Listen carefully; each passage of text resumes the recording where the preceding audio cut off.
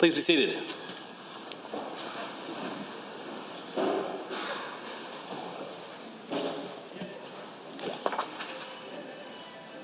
Under Government Bills and Orders for second reading, Bill 39, Child Care Licensing, Early Learning and Child Care Amendment Act 2020. Adjourned debate. Honourable Mr. Schweitzer. Are there any honourable members looking to join debate? I see the honourable member for Edmonton Castles down caught my eye.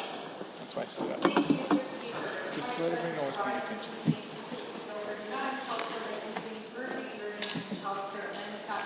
2020. I've spoken many times in this chamber about being a mom.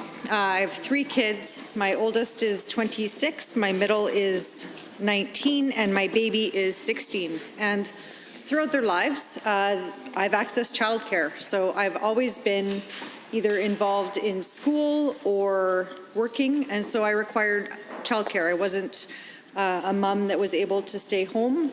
Some say I'm a better mom because I work, but I've definitely experienced different types of childcare over the years, and so I'm excited to talk about this piece of legislation. And I've got many questions that I know we'll get to once we're in committee of the whole, but I have to say that I have concerns. I know as a young mom, I was heavily reliant on childcare, whether it was family, but most often it was daycare that I trusted my child with. I was a young mom, I had a young child, and I was going to school.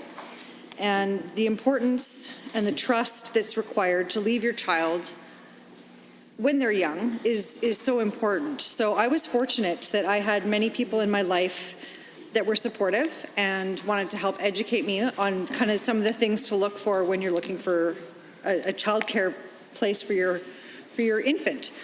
And so I learned early on in my parenting that things that you need to look for are licensing. You need to look for the types of childcare workers that they have. What level are they?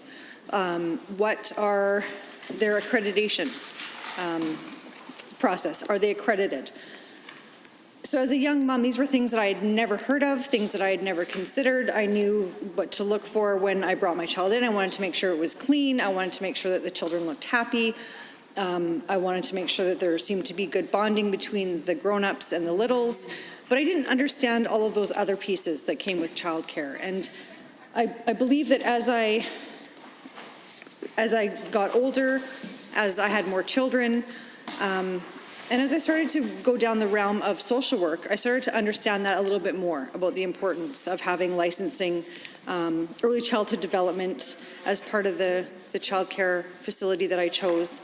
And I've had different types of childcare facilities. I've had my children in daycare. I've had them in day homes. I've had them with their grandmother for years, which I was very fortunate.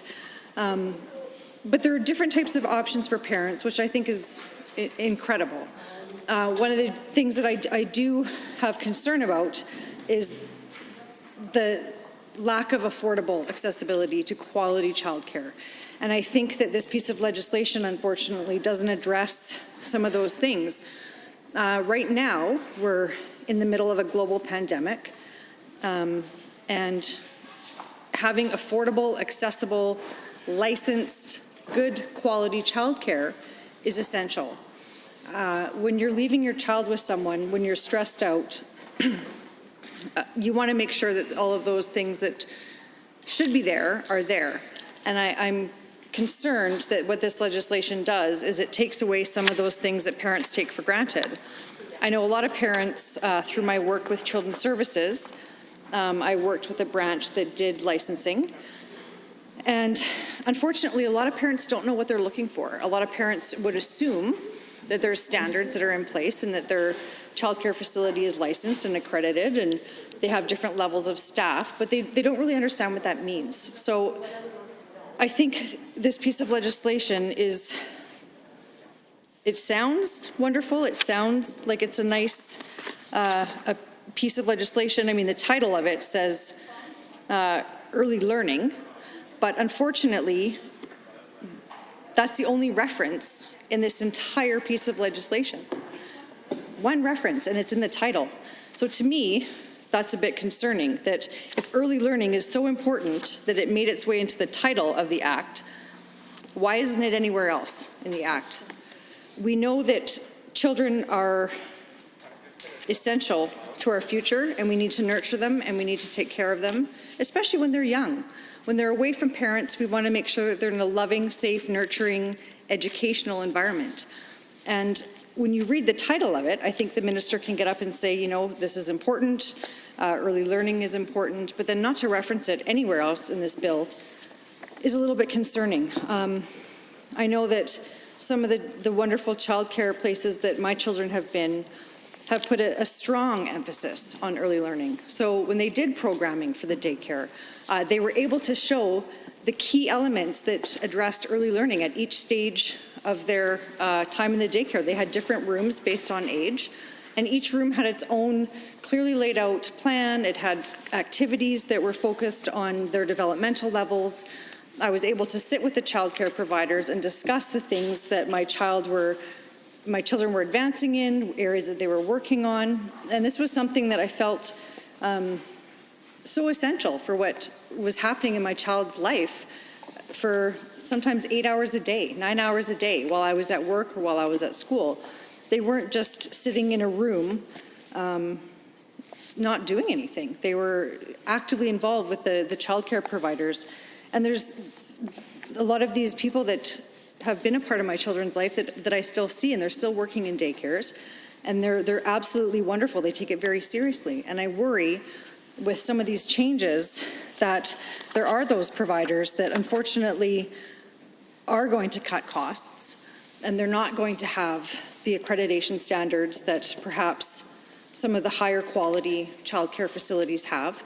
And as a parent and as a social worker, I can tell you that I've seen that that's not something that parents often look for. They take it for granted that the childcare facility has those criteria in place, and unfortunately they don't.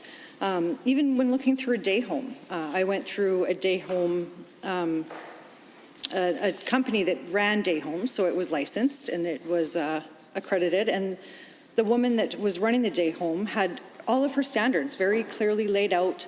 We talked at length about what her expectations were with the children that she had in her care, not just of the children, but of the parents, and what that communication looked like.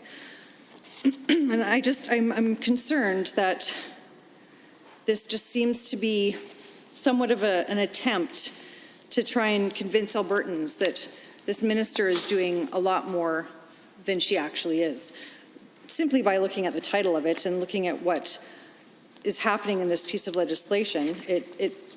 It's a lot of pages that really don't do anything to enhance early learning in children. It doesn't enhance the safety and quality standards of children and the facilities that you would access as a parent. I know part of our government, we took this very seriously, and we looked at affordable $25 a day daycare. And we believe that parents should be able to access affordable and high-quality childcare for their children. And it's something that we heard all across the province was a priority for parents. They want to know that when they're leaving their children with someone, that they're safe and they're being loved and they're being educated, they're being taken care of. They're not just being put in a room, put with a TV on.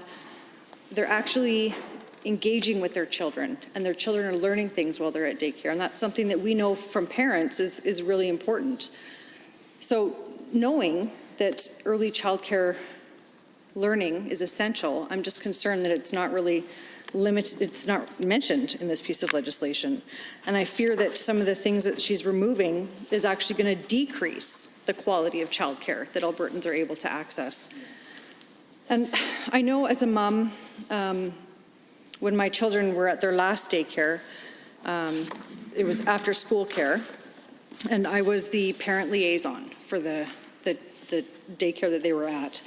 And so the daycare decided that they wanted to have clear communication with parents, with staff, and with the schools. And so my role there was to be that person that could bring questions and concerns to the staff and help facilitate that communication. And so having a daycare that was 100% on board, open to talking about things, it was confidence building to the parents there. They knew where they stood, they knew that it was licensed, they knew where their accreditation was, and they went above and beyond what the expectations of accreditation were. So the parents that accessed that daycare knew that their children were being taken care of, and they had just such a wonderful model.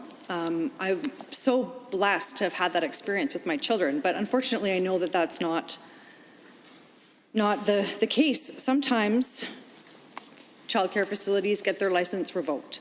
They're not meeting standards. There's multiple reasons why a childcare agency could lose their license. And part of the previous legislation was that there was a 2-year time limit that they had to wait before they could apply to have a license again. And so that's been removed. I'm curious what the reasoning behind that 2-year timeline is. It could be a good reason. I'm just not sure why you would take that out. I'm concerned about what the actual commitment to ensuring affordable and quality childcare is here. I know it's something that this side of the House we've been talking about a lot. The member from Edmonton Whitemud has been incredible with her engagement with parents and childcare providers across the province.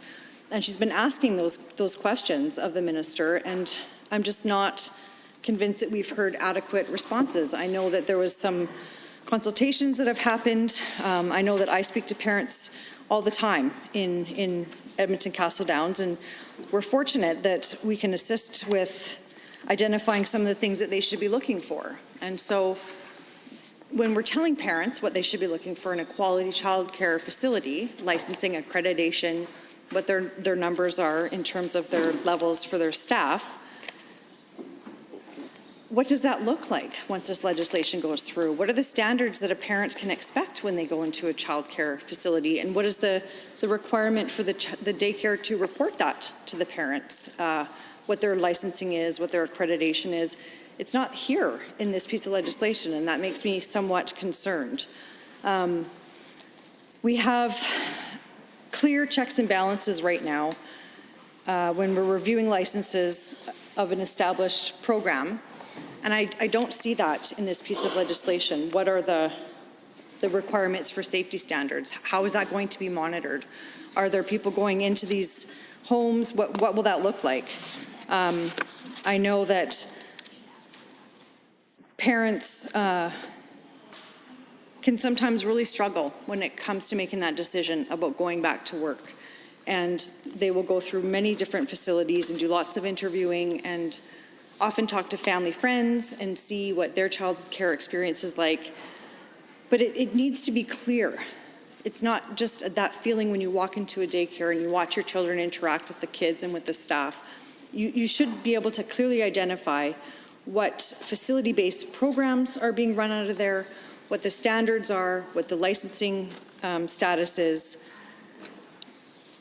I'm curious what prompted this piece of legislation and who is asking for this? Who is asking for less standards and less oversight into the quality of childcare?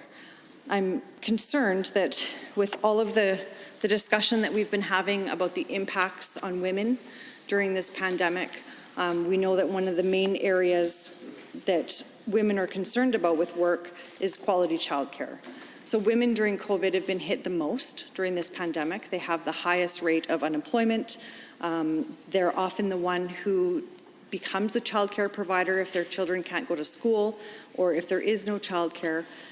That responsibility often lies with the mother. And I was hoping that when we heard talk of a childcare bill, that there would be some mention of affordable, there would be some mention of high quality standards. Unfortunately, it seems to have fallen on deaf ears because that's not part of this legislation. They talked about there being concerns with the way that our $25 a day childcare rolled out, and I don't see that as being a legitimate reason to not have it. They weren't able to explain what the concerns were, what the barriers were. I know that parents that were accessing it in Edmonton Castle Downs. We had the YMCA that offered it, and then 2 of the military bases had been successful candidates for the pilot. Everybody was very happy, Mr. Speaker, with that program.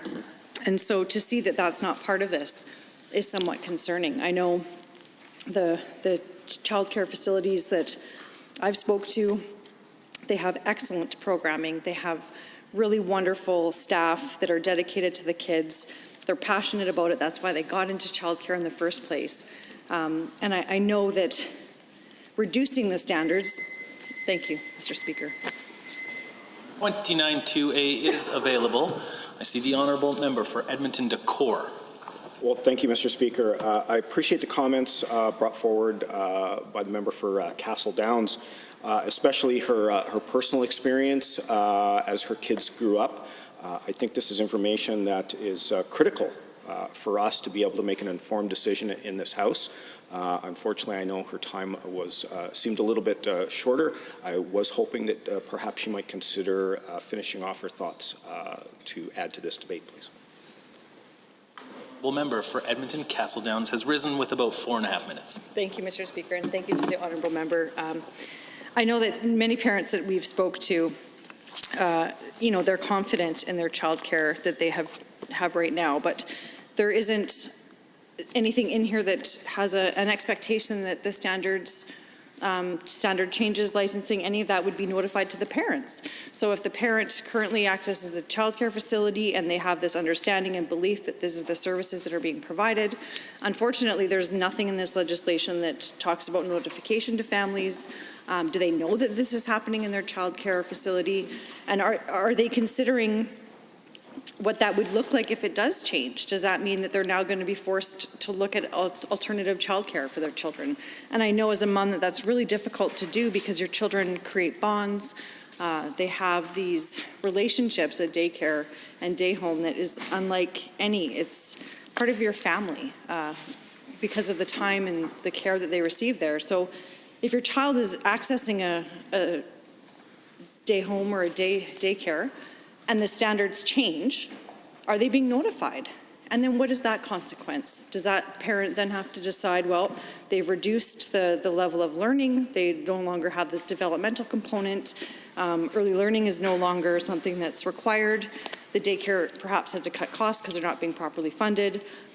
They're gonna have to make decisions. And so how are they notifying their parents? How is the daycare coming up with the idea or the solution to work with this legislation and make changes within their facility? Are they being supported through that? What does that look like? And then what happens to those parents that had a child care facility that they were very happy with that now has reduced standards, reduced quality, perhaps no early learning at all?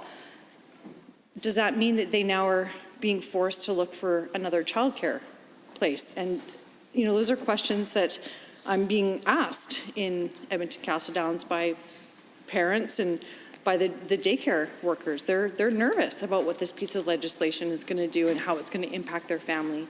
And does it mean that some parents and families are going to be forced to look for alternative childcare options because the facility that they were accessing no longer has the same standards that they did before? My concern is that there's nothing in here that talks about notification to parents and what will happen when a child care facility decides that they're changing the way that they've run things. They're looking at alternatives to perhaps save money, but are they telling families that this is happening? And how is that child care facility coming to those conclusions? Are they meeting with families? Are they having those hard discussions? I know when I was the parent liaison at the daycare, that was the first time that I had ever had that position available to me as a parent. And it was something that the director and myself talked about as a way of, engaging parents, making sure that there's clear communication between what the parents' expectations are and what the child care's expectations are, and how both can work together. I know we did things like planning Christmas parties. We had parents that were heavily involved with kind of a Christmas hamper. So there were some families within the daycare that were struggling, and so some of the parents that could give a little bit more were able to do that. So the daycare would work with us to identify families, not that we knew, but would say this is the age of the child, these are some of the things that they need, they're struggling with a Christmas turkey this year, those types of things. And having a great relationship with your daycare, some of those wonderful things can happen out of there. I know we've attended weddings for some of the daycare providers that my kids have gone to. You create this bond with these people that are providing care for your children, and to learn that their standards are no longer there. That might not have been the child care worker's decision, it could have been the director or the owner, and that might make the staff want to leave. That this is no longer a place where they feel that they're able to give and provide the kind of care that they want to children. And so with that, Mr. Speaker, I will wrap up my comments. Thank you. Thank you, Honourable Member. Other members looking to join debate, I see the Honourable Member for Lethbridge East has risen. Thank you, Mr. Speaker. It is a privilege to rise in the House today in support of the Child Care Licensing, Early Learning and Child Care Amendment Act. Early learning and child care centres play such an integral role in our communities. Not only do they fill a primary need for supervision, but they also aid in learning, give a sense of self and confidence through play, exploration, and experimentation, and aid in children often being more ready for school and entering kindergarten with better math, language, and social skills. Quality childcare benefits everyone, families, employers, businesses, and society as a whole. In the short term, families are able to access care, which enables both parents to return to work. For employers, parents will miss less time away from work, and in the long term, quality childcare fosters a society of individuals who are physically, socially, and emotionally healthy. Bill 39, the Child Care Licensing Amendment Act, if passed, will update the Child Care Licensing Act and regulations, embedding important principles of quality and safety while also reducing red tape. The changes in this legislation have been informed through an extensive feedback provided through email submissions, surveys, and virtual roundtable discussions with Albertans. The current Act and regulation have not been reviewed since 2008, and everyone in this House can attest to a lot has changed in that time. Even just in the span of 2020, a lot has changed in how we conduct business and the level of care and attention we pay to these kind of activities.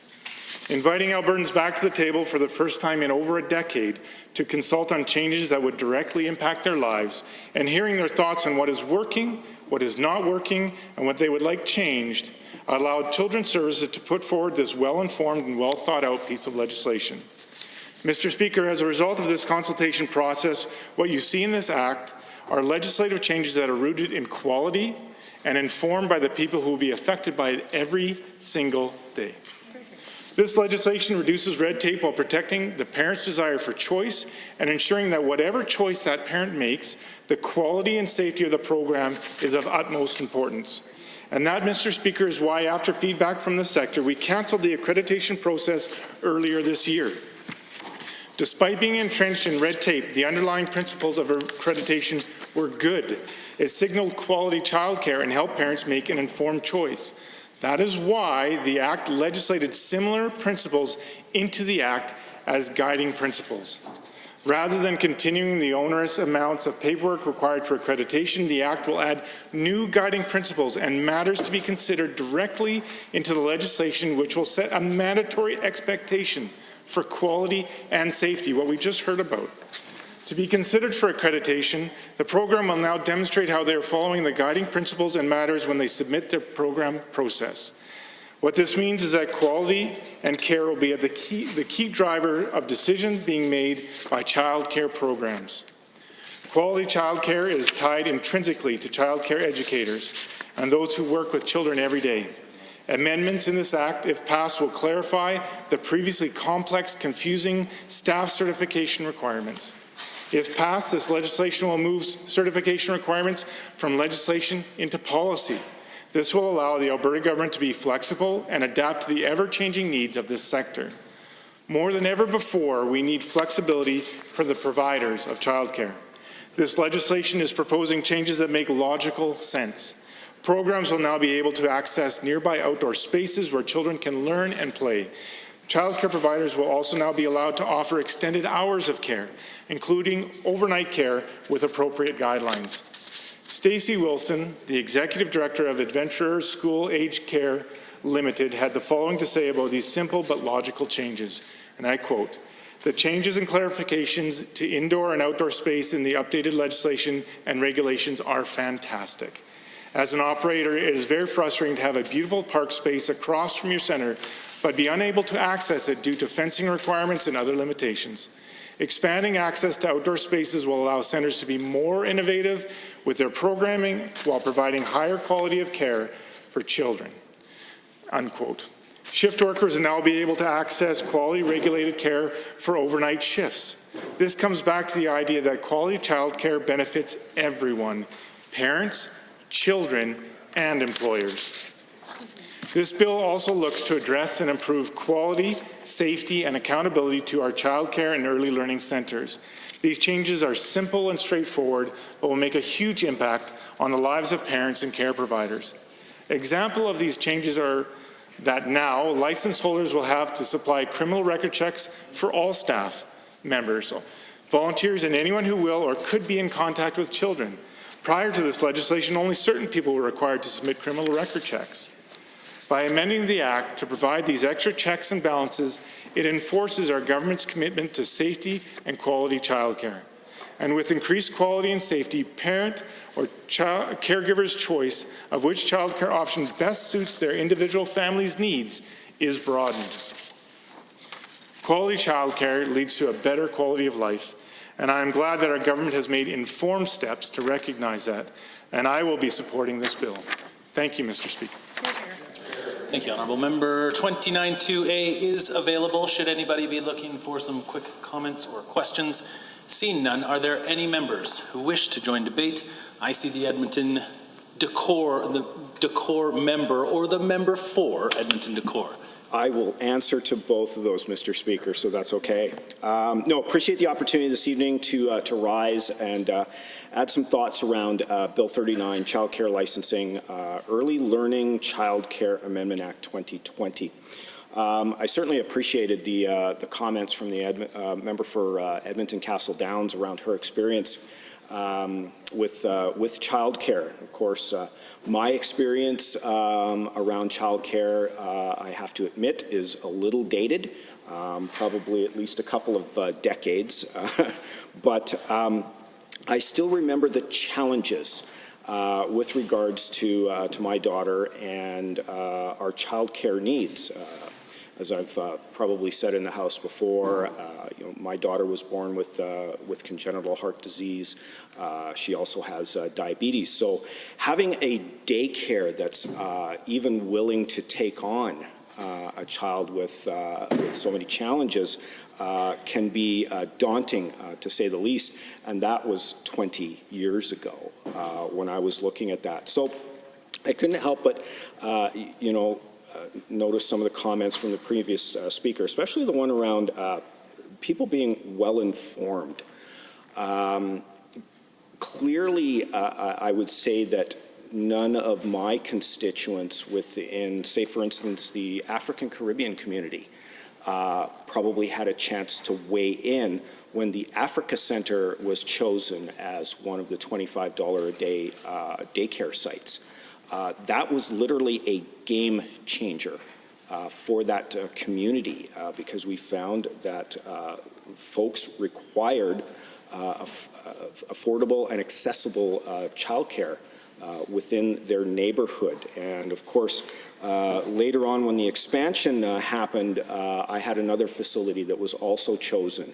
And, Mr. Speaker, I remember that day being present when they finally announced it to their clients that was happening. And I remember one single mom very, very clearly. She broke down in tears. She said, yeah, I'm a single mom. I was planning to go back to school. I was almost certain that I wouldn't be able to complete it because I wouldn't be able to afford to go to school, to afford daycare, and still pay all my bills. She goes, your government just put me through school. You just allowed me to do that. I have no doubt about that. That was a very moving story, to say the least. So I was, shall we say, a little perturbed around the comments of the effectiveness of $25 a day daycare, Mr. Speaker. So, because I've seen firsthand what those changes were able to make. And so I know, as the member for Edmonton Castle Downs had mentioned, when we're talking about affordable and accessible quality childcare, that has to be an absolute pillar of economic recovery. As she stated, this pandemic has brought to light just how childcare can affect a single mom's life and her ability to be able to participate in the workforce and to be able to participate in the economy. And like that single mom who was able to get through school because of that, I'm now going to wonder how many single moms might not be able to get through that.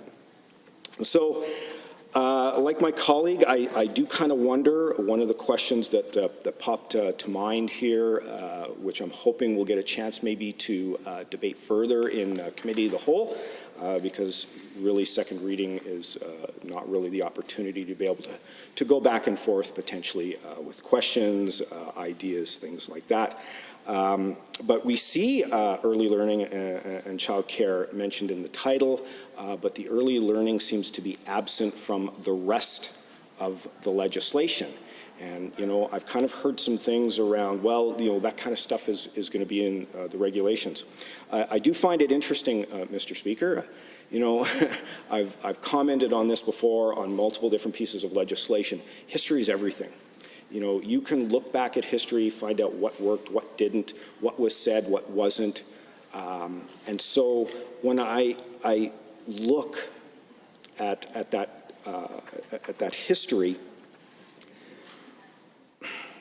I guess the best way to put this is that we have members of the government bench, we have members of the government caucus who sat in the 29th legislature, which I had the honor of being able to do as well, and they used to berate the government back then for doing this same thing. And so, I mean, if you're going to berate somebody for doing something, you then don't turn around and do it yourself. And so I wonder why we're seeing an absence an absence of everything with regards to that, except for in the title. But my hope is perhaps that'll get a little bit further of some explanation with that. Also touching on history, we did get to briefly discuss here this evening around accreditation. And Mr. Speaker, I thankfully have a facility in Edmonton Decor who remembers why accreditation was brought in to begin with. See, accreditation was an industry idea. It was industry driven, brought forward because they wanted the ability to not just stay at the acceptable standard, they wanted to be able to go over and above that. In other words, they wanted to be able to stick out of the crowd. And over the years, of course, we saw an uptick in more facilities wanting to be accredited because they wanted to be able to show parents like the member from Edmonton to Castle Downs, parents who, of course, today are potentially in the same kinds of situations that I was, 2 decades ago, and see the level of child care that is available to them, rather than just I guess we could say almost the bare minimum. So why we want to remove accreditation from a system that the industry itself wanted to bring in, well, quite frankly, is very, very confusing, because I did hear a little bit about the word red tape. earlier in discussion. So, regarding the removal of renewal terms, are we talking about once we grant a license, that's it? We're never going to check up on these facilities again. I know the member for Edmonton Castle Downs quickly mentioned about licenses being revoked and to remove the term limit of 2 years for those operators being able to reapply, and then just the overall checks and balances with regards to the system. And it's unfortunate. We've seen recently in the news around problems with childcare and some of the consequences that have resulted because of that.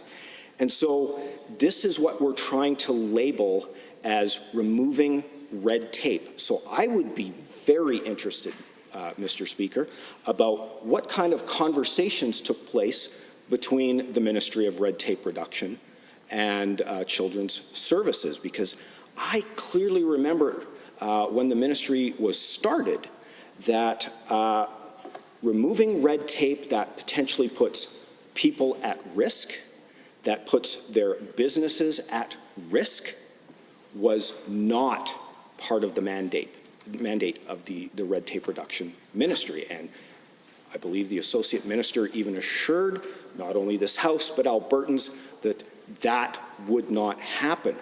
But the reality is, here again, looking back on history, why did these checks and balances get put in place to begin with?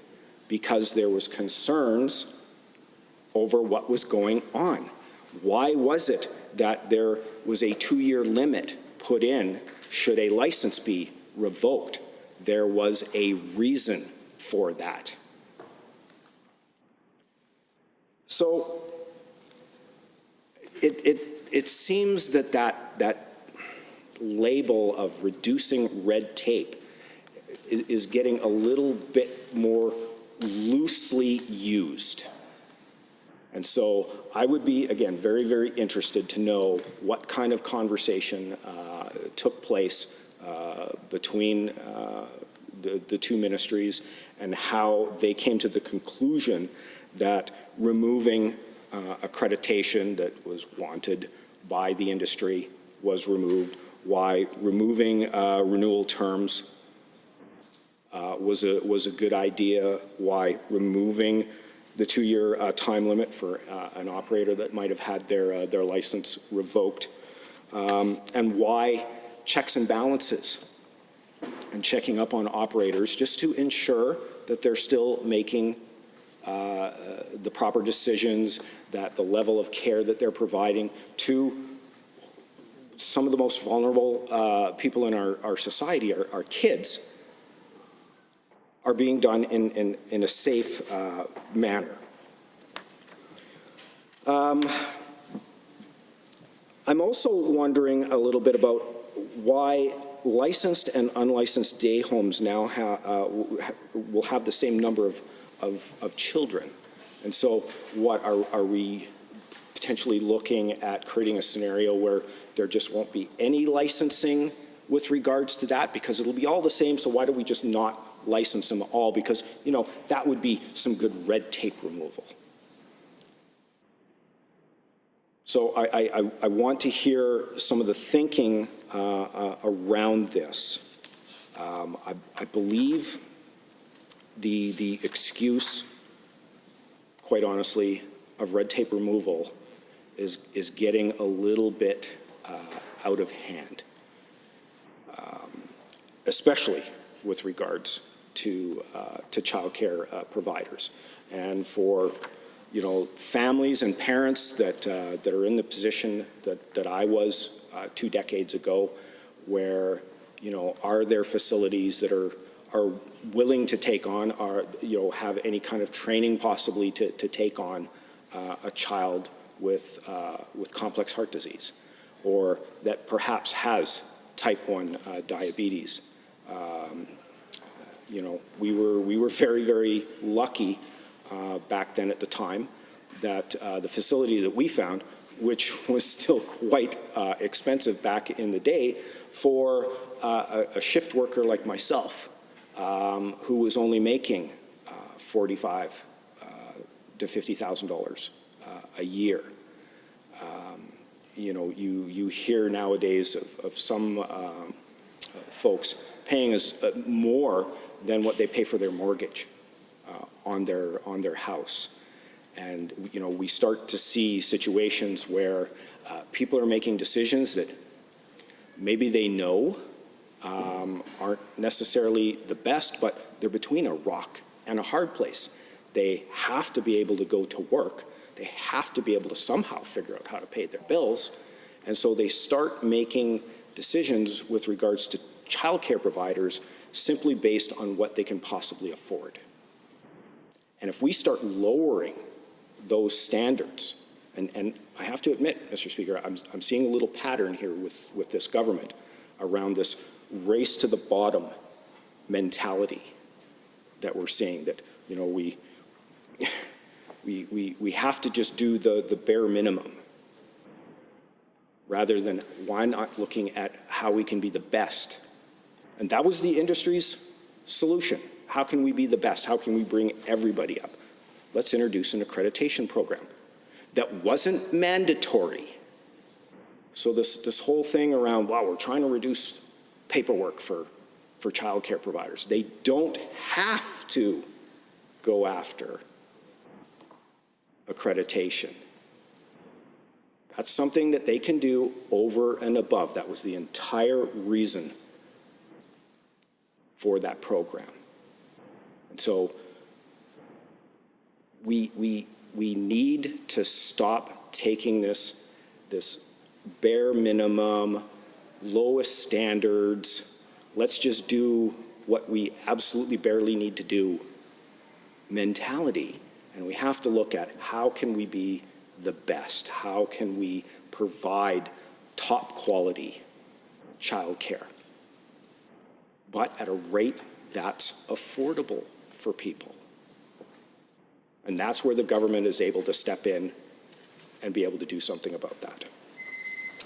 Thank you, Honourable Member. 29-2A is available, and I see the Honourable Member for Edmonton Highlands, Norwood, has risen. Thank you, Mr. Speaker, and it is an honour to respond to that member on a topic as important as childcare. I've not yet had a chance to speak to the bill, but I wanted to touch on one aspect of his comments. And I very much appreciated him sharing his own story of having been a parent and having been somebody who they certainly wasn't rich and probably struggled to make ends meet. And just as the member from Edmonton Castle Downs shared her story as well as being a young parent. And this is one of the big issues for me around this piece of legislation is the affordability piece, right? We had an opportunity here with this bill, the government had an opportunity with this bill to really present something transformational and to really address the issues around childcare that me and my colleagues on this side of the House are hearing all the time. And I can tell you it is a topic that I hear from a lot of constituents about in Edmonton Highlands, Norwood. And affordability is a big part of that, absolutely. And the other reason why I hear so much about this, the topic of childcare, is because of my role of Status of Women. I'm very fortunate to go on many field trips with my colleague from Edmonton Whitemud, because there's such an there's so many interconnections between my portfolio of Status of Women and hers of children's services. And one of those pieces is, of course, childcare. And I appreciated that the member from Edmonton Decor touched on the critical nature of childcare to the economic recovery.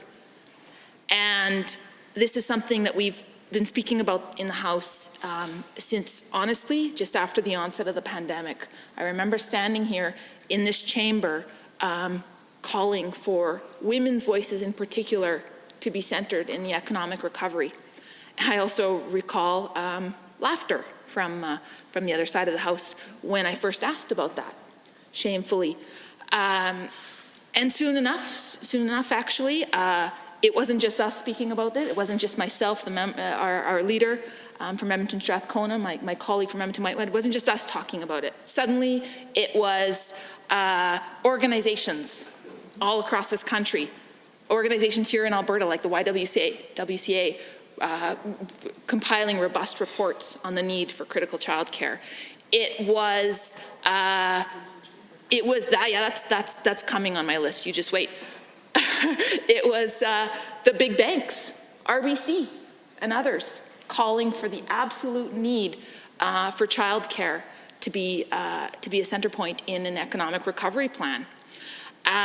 It was economists from all across this country as well calling for it. It was, as my colleague from Edmonton Mill Woods just pointed out, it was the Edmonton Chamber of Commerce most recently calling for this. And so our voices are not alone, and this is an evidence-based approach. So I come back to that member's comments around how it is so critical that we be addressing childcare and an economic recovery. And the problem is, this bill, Bill 39, doesn't do that. It's speaking about it's speaking about accreditation, it's speaking about licensing, it's talking about some of the administrative sides, pieces, I should say, of childcare. What was I hoping for? I was hoping for us to be having a conversation about affordability, about universality. Wow. Can you imagine? Because these are the things that people are calling for, right? And again, it's not just us, and the evidence is clear. So I also want to just take this moment to point out that there was an opportunity as well, and you know what, we will be, I know we will be introducing some amendments, I'm quite certain of that, during committee, so I don't want to presuppose any of that, but you know, I want us to think about what our NDP caucus is calling for when it comes to childcare. Right? We're talking about prioritizing budget funding, the 2020-2021 budget funding. Any of that, the unspent funds, those could be put immediately towards childcare, which could address some of the affordability pressures that so many parents are facing. What else were we talking about? We're talking about things like establishing a task force to actually go back and revisit the efficacy of our $25 a day childcare program. Because as that member shared, you know, that he has encountered multiple constituents who benefited greatly from, didn't even get to ask you a question. Looking to join debate, I see the honourable member for Fort McMurray Lac La Biche. Thank you, Mr. Speaker. I am very pleased to stand up tonight and stand and speak in support of Bill 39, the Child Care Licensing Amendment Act. And I want to sincerely thank my colleague, the Minister for Children's Services, for her spectacular work on this bill. This is something that I can say in my neck of the woods is going over exceptionally well. I was born and raised in Fort McMurray, and I didn't really know what 9 to 5 meant. I thought it was just a catchy Dolly Parton song. I didn't really understand that people actually worked from 9 to 5, Monday to Friday. I just thought that that was a song. It was a really cool song. I liked it, but it didn't mean anything to me. I grew up in a small business family. My dad worked out in the oil sands. Shift work I thought was normal. I didn't know many people that didn't work shift work. In fact, I can't think of many kids I grew up with that shift work wasn't the reality of what their parents experienced on a regular basis. And I can say that when I was knocking on doors, campaigning, I frequently heard from families that really wanted to see more flexibility in childcare. The lack of ability to have 24-hour-a-day childcare was really something that was a struggle for many of them.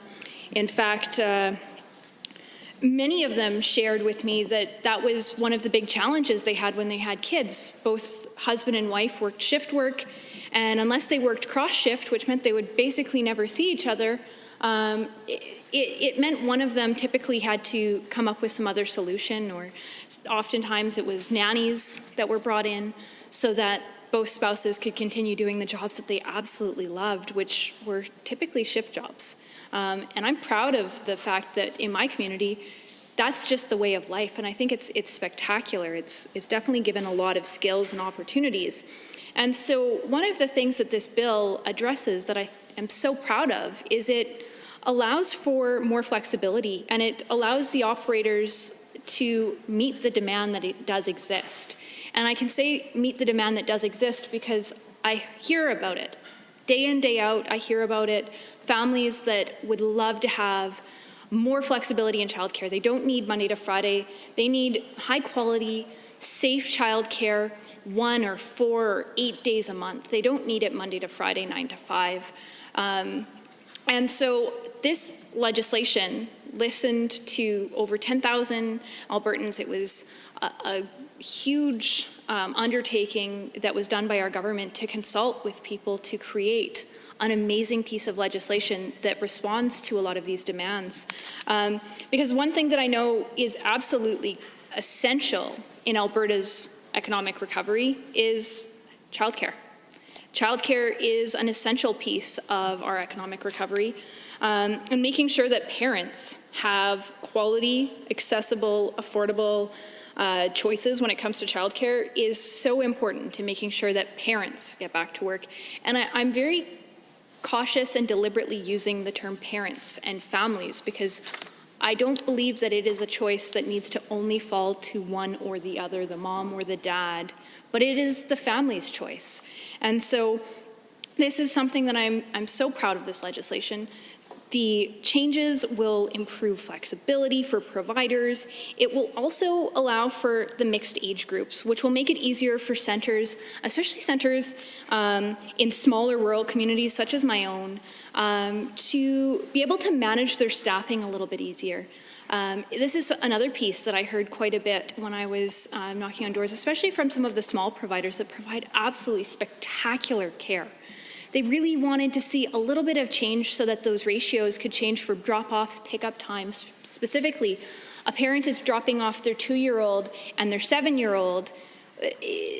By the changes that are brought forward in this piece of legislation, it allows that 2-year-old and 7-year-old to stay in the same room. And that makes it easier for the childcare provider. It makes it a little bit easier for the children to accommodate to getting into the childcare facility, and it makes it a lot easier for the day provider. And I think this is so critically important because growing up in a rural, isolated community, you had to make do. And we need to make sure that our legislation allows people to make do but have the safest possible options, to have it so that safety is key, that we are constantly looking at how to have safeguards in place to ensure that children have the best possible opportunities. And this legislation, I firmly believe, does that. And I'm very excited for the opportunity for some of these childcare providers to be able to provide overnight care, because I know that's something that will be very much welcomed in my community.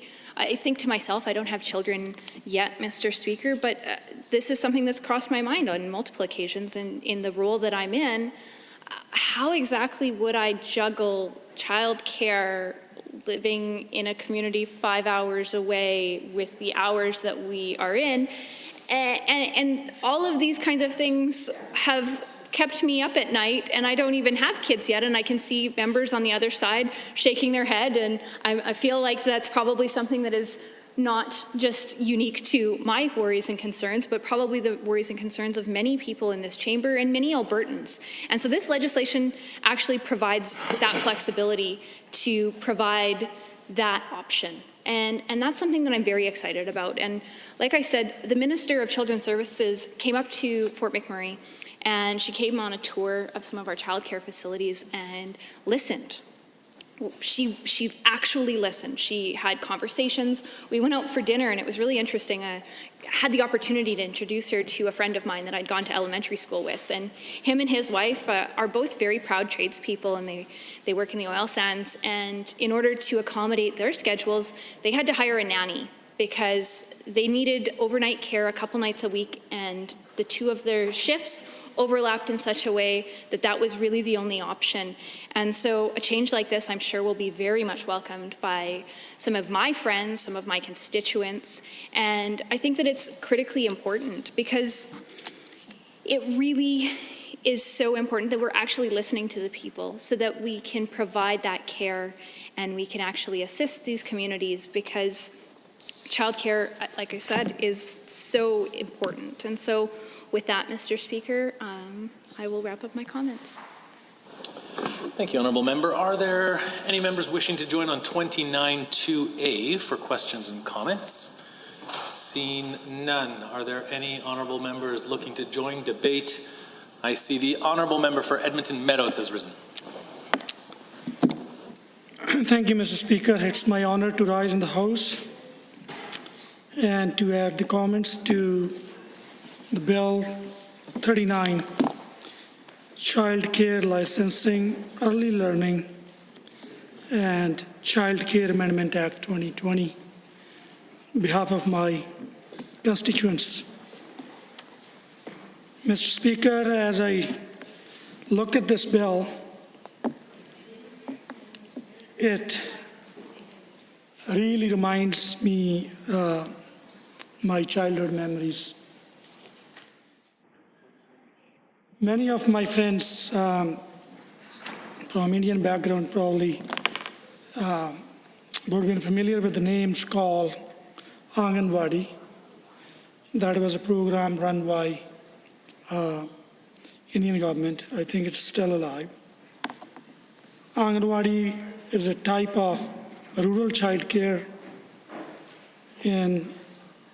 basically in central India.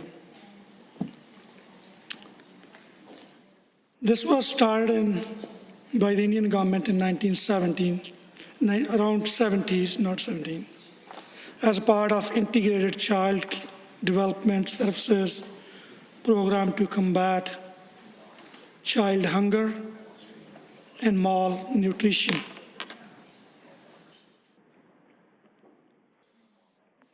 So, Mr. Speaker, I remember as a child joining that program. The program didn't really only help me, socialize, come out, participate, meet the children from my village, make friends, build confidence. It was also important to, important in building the foundation, the base for my early childhood learning, and as well as I would call mental health.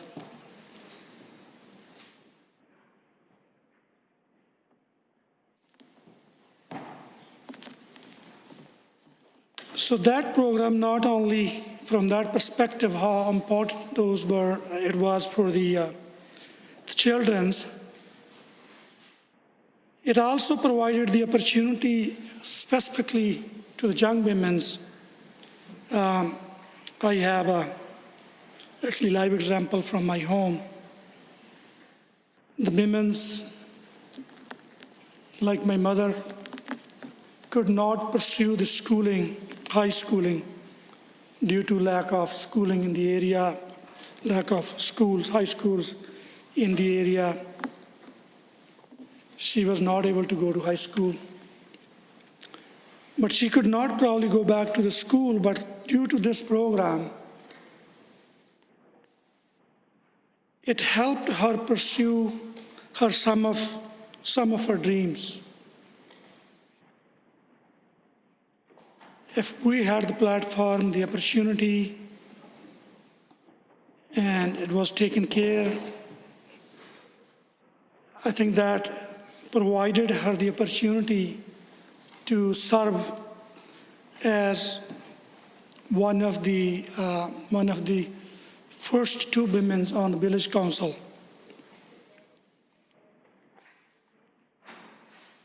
So not only that, I've seen in that era how the women were passionate about it and how it encouraged those women to get out and pursue a number of different vocational educations during their young age.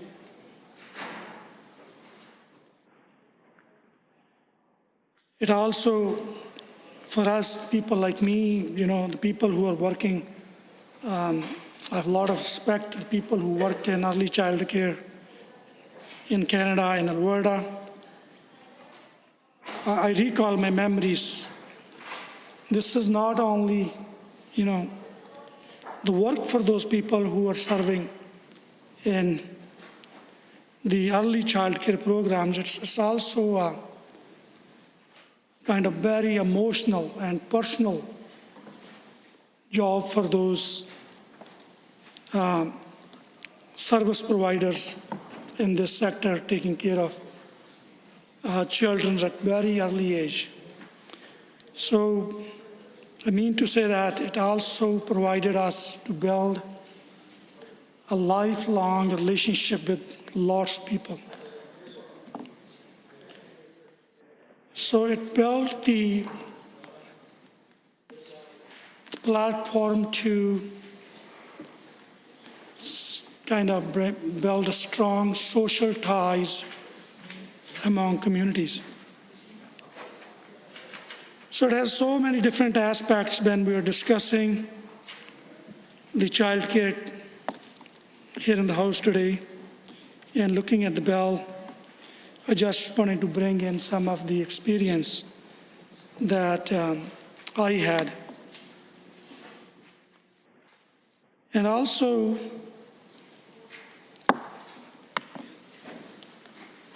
I do have stories from child care providers, the parents who access child care in Alberta.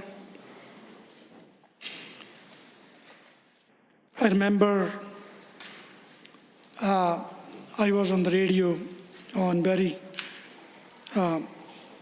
quick interview, and after that I was probably the one of the Punjabi speaking MLA on the radio. And after that interview, the calls flooded to my office as I announced my constituency number on the radio. The calls from Calgary, calls from Red Deer, calls from Edmonton. The other parts, they are not like different parts of the province, not only my riding. During the COVID, the early days of the emergency declared by the cities and provincial governments, they were going through so much pain.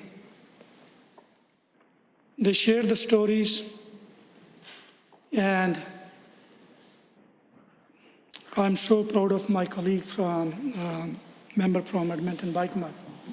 So many of those calls are directed to her. And I'm so proud of her. Those all people called me back and thanked me, putting them in touch with her.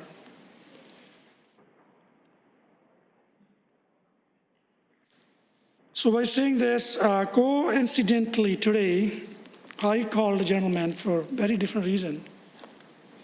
And I knew that he is also a child care provider, but the conversation was not about this. But as we were discussing something, this came into my mind.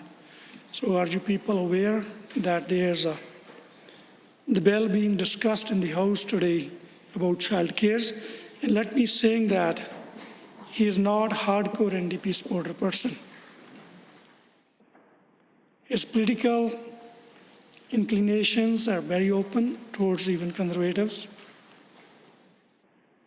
So he was aware about this bill, and one of the very first concerns he shared with me is about the accreditation that being addressed, the way it's being addressed in the bill, and the children's safety and security that's being compromised by this bill.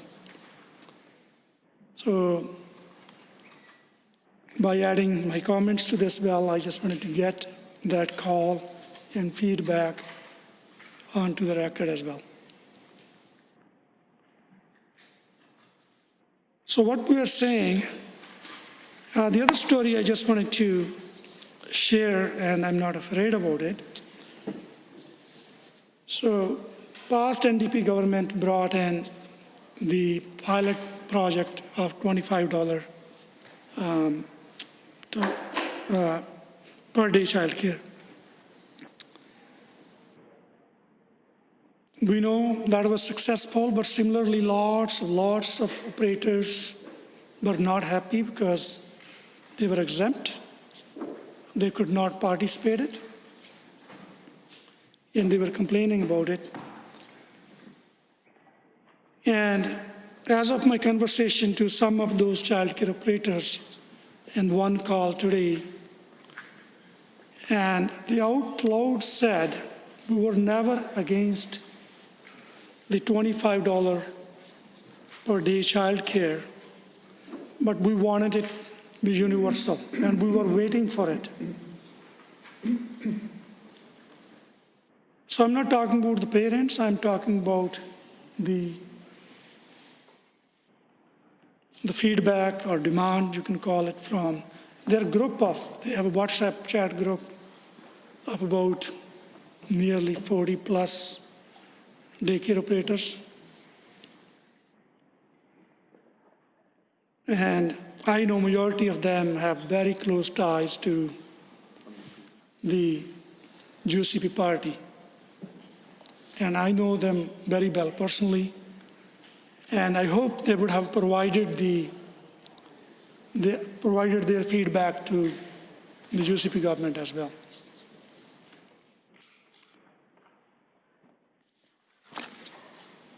So that's one of the biggest concerns when we are discussing the economic recovery, when we are discussing the Bill 35 and the piece of legislation in hand, discussion focused on child care, as it says, early learning and child care. So that was I think, very important issue that I'm looking at. It seemed that being missed from this bill, piece of legislation.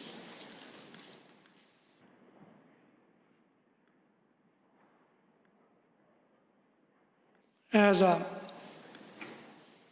small business owner, I had single moms working in my office, and I would say I watched them very closely. Even I was almost part of their struggle, how they were affording their daily life by even not having minimum wages, but even working at the rate of $20, $22, $23. And the life is still not affordable for them. And in Alberta, there are statistics, the ratio according to the number of children, how many childcare spaces we have. There's a lot more to do. And the parents need affordable and accessible childcare within the communities. But no one mentioned that they're worried about what it's termed here by the government house members as red tape accreditations. As I said, as a prime example of my recent conversation, as of today, the childcare providers are more worried about compromising and canceling off the accreditation in this program.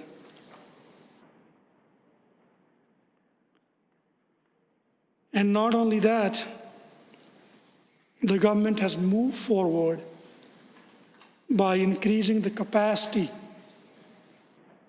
to non-licensing day home. That I would actually, I'm really interested to know. I know the member from, I don't exactly know what the riding from the Grand Prairie has done actually quite a bit consultation on this before drafting of this bill. I'm quite interested to know, so what kind of demands who were first of all, the stakeholders, and what they have demanded in their consultations. Thank you. Honorable members, 29-2A is available. However, just before we get to that, and I will recognize the member who stood, I recognize under the fact that we're under COVID means that when people sometimes open their laptops, there's a little bit more leeway with regards to sounds and things of that nature. I will just mention, though, for the last 40 or so odd minutes, there has been a phone over here that's been getting text messages with that whistle, right? And I'm seeing a lot of, I think this is unanimous, that somebody over here needs to find out maybe if it's a phone in a desk or something like that, but keep your ears peeled, because I think especially when members are speaking, it's not the best to have that going off. On average, it seems like about every minute and a half to 3 minutes. I believe the honourable member for Edmonton Highlands Norwood was looking to join on 29-2A, and with a full 5 minutes, should you choose to take it. I will be paying attention for any whistles that might be coming my way as I speak. Thank you to the member from Edmonton Meadows for his they're looking for it now, for his really important comments on Bill 39. You know, I really wanted to pick up on a couple of the comments that you made. In particular, you, again, just like my other colleagues have spoken tonight, you highlighted the critical need for affordability to be part of the conversation. And you said that when you talk to your constituents, you know, you've got a very young, vibrant community that you represent, and so you've heard from a lot of them. He's talked about when he's heard from his community that they're not necessarily asking questions or having conversations around pieces around accreditation. They're looking to pay their bills every month. They're looking to, you know, to have quality, affordable, accessible childcare for their families. And that's an absolutely reasonable request. And this is, again, why I want to get on the record tonight in response to my colleague to point out that this is truly an opportunity to have a broader conversation about childcare and to have a conversation about the critical nature of early childhood education. As a teacher myself, you know, I was a high school teacher primarily, but you know, I was always keenly interested in early childhood education, because we know that's where the fundamentals begin, right? And the research is clear that the experience that a child gets in those early years and the educational experience that they get will profoundly impact their education in later years. And so, upon first glance of the bill, prior to me reading it, you know, I thought, okay, childcare licensing, early learning and childcare. Myself and my colleagues were so hopeful that this piece of legislation was going to address early learning and was going to address the absolute critical nature of those early years. You know, one of the things that I was quite excited about as well. And again, I noted earlier that I've visited a number of childcare centres in my own riding of Edmonton Highlands Norwood. And in nearly all of those centres that I visited, they have these beautiful displays where they talk about the flight curriculum, the curriculum framework that they use, which has shown to be incredibly effective at the early years. And so, again, I want to put on the record my disappointment that aspect of early learning isn't even addressed in this bill. I was someone who worked in curriculum for years for the province, and again, you know, we know that, and I'm going to actually point to examples in my own riding where, you know, we have a number of folks who are struggling, who we've got some of the highest rates of child poverty, and the absolutely transformational power that an effective childcare program can have on some of those young people it's undeniable. It's undeniable. So again, I'm disappointed, and again, hopefully, I got to be hopeful, especially on this evening of the U.S. presidential election. I have to be hopeful. And I have to be hopeful that we may be able to introduce some amendments to this bill to make it stronger. And I would really like for the members opposite, for the members of the government, and for the minister to consider how they might tweak this piece of legislation to address early learning, to address the role of flight curriculum and of having a robust curriculum framework in those early years. And finally, and I've got many more things that I want to say about this, and finally to address affordability, coming back to the members' comments earlier. Because this bill, as presented to us currently, does nothing to help so many of those families in my riding of Edmonton Highlands Norwood. Many families benefited from. Thank you. Thank you, honorable member. We are back on the bill proper, and for everybody at home, I do want to report that we are 5 minutes text whistle free in this house. If I do believe that I see the Honourable Minister of Energy and Deputy Government House Leader has risen. Speaker, I would like to move that we adjourn debate on Bills 39. Having heard the motion as proposed by the Honourable Minister of Energy and Deputy Government House Leader, all those in favour to adjourn debate, please say aye. Aye. Any opposed, please say no. That is carried. Orders for second reading Bill 35, Tax Statutes Creating Jobs and Driving Innovation Amendment Act 2020. Adjourn debate on amendment. Mr. Deal. Are there any members looking to join debate on this matter? We are on REF 1, and I see the Honourable Member for Edmonton Riverview has risen. Thank you very much, Mr. Speaker, and it's my pleasure to rise this evening and speak to Bill 35, the Tax Statutes Creating Jobs and Driving Innovation Amendment Act 2020. And yes, I believe we're on referral to committee, and I certainly think that it's important that this bill be looked at further, because I think that there are some things that need to be clarified and understood more fully. We know that the bill sort of does two main things. One is it accelerates the corporate tax deduction to 8%, sort of a year and a half earlier than it was suggested by legislation that was previous.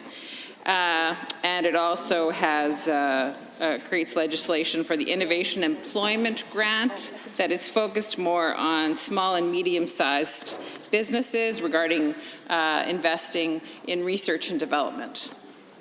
So those are the two key things that it does. And I just want to talk about certainly why I think it needs to go to committee, because the first piece of it, the corporate tax rate acceleration, the cut to that to make it go to 8%, we know that this really is not working actually in Alberta. We know that. We know that because of what we already can see from what the plan of this government.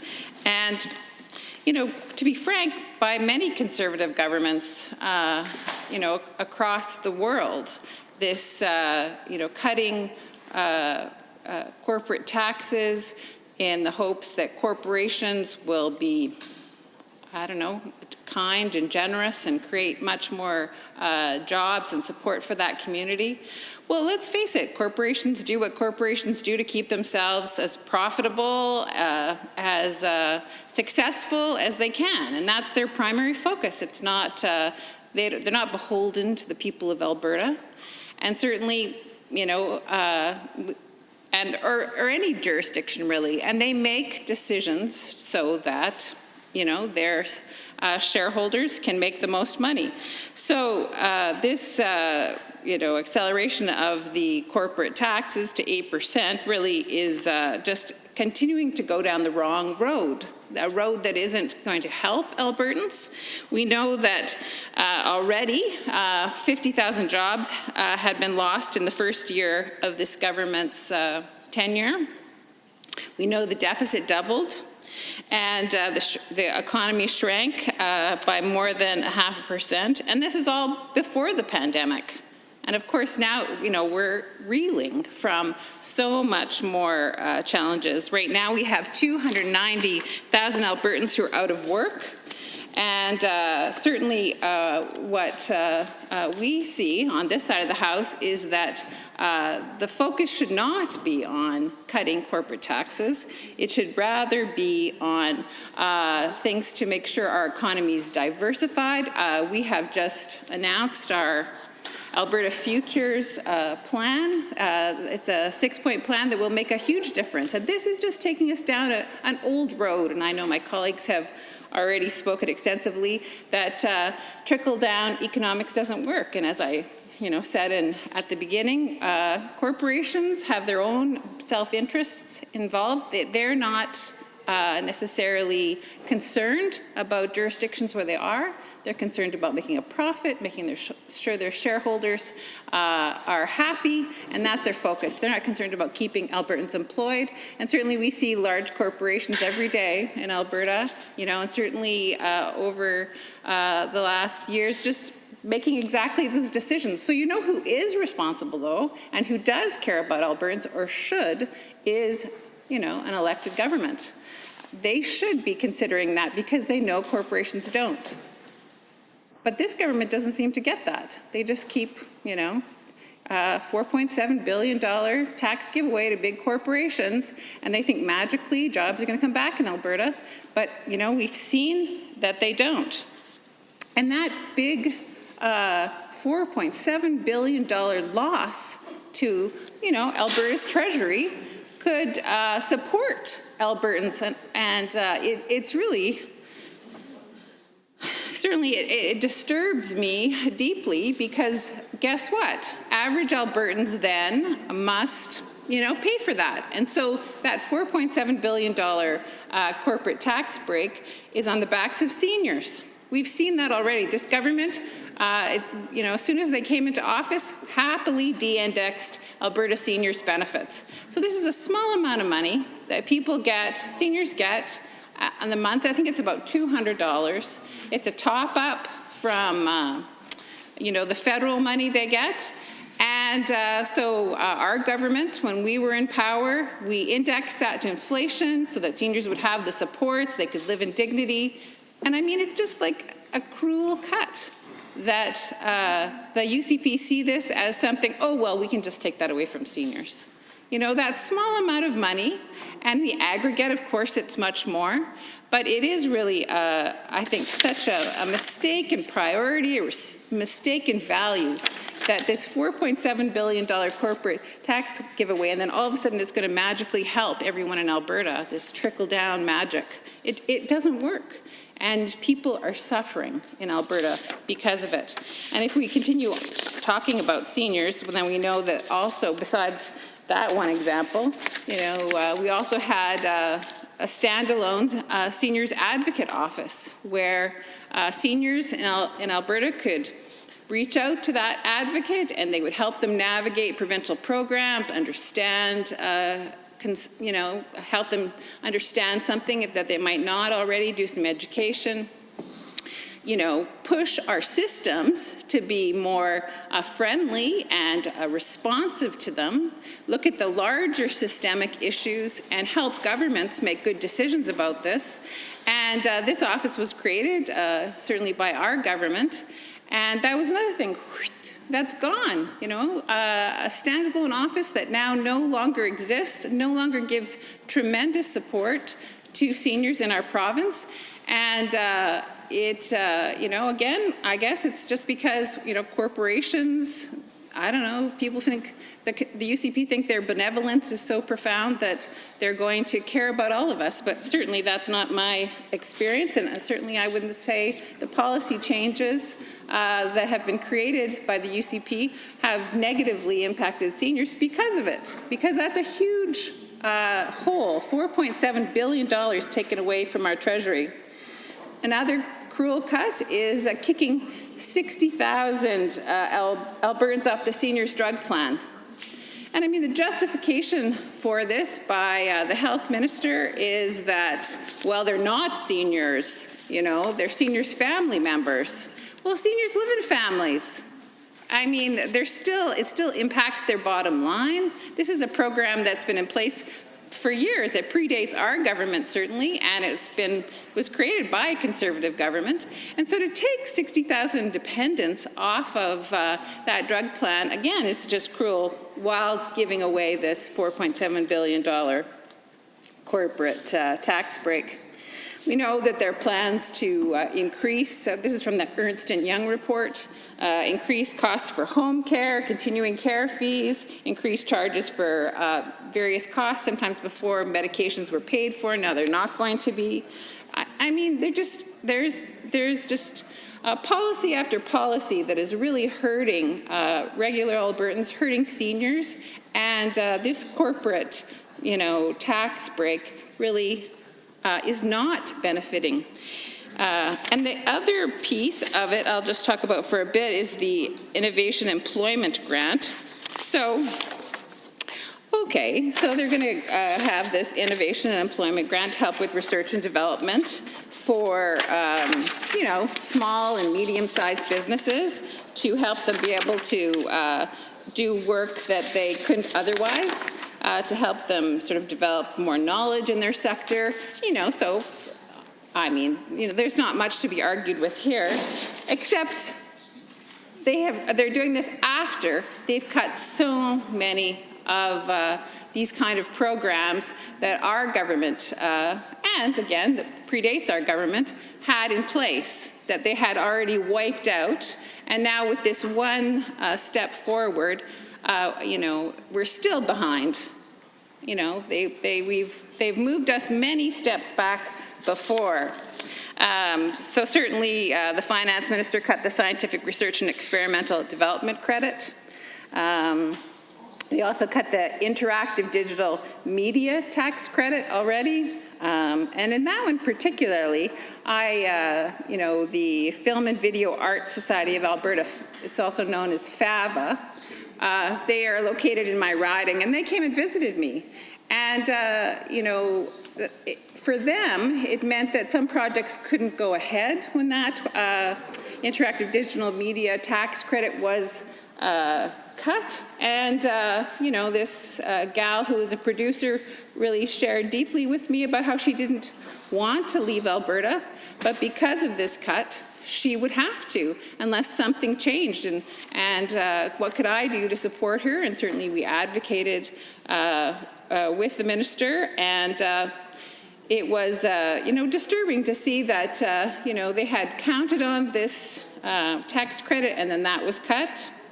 The Alberta Investor Tax Credit was cut, Alberta Capital Investment Tax Credit. So, you know, there's been many steps backwards, and so there's this one small step forward. So, of course, you know, we're glad they're doing that. But let's face what's already happened, you know, and the UCP have already, you know, decimated many of these supports to small and medium-sized businesses. So this one movement, you know, although, you know, we're glad they've done it. You know, we can't just ignore all the other programs that they've cut in the time that they've been government.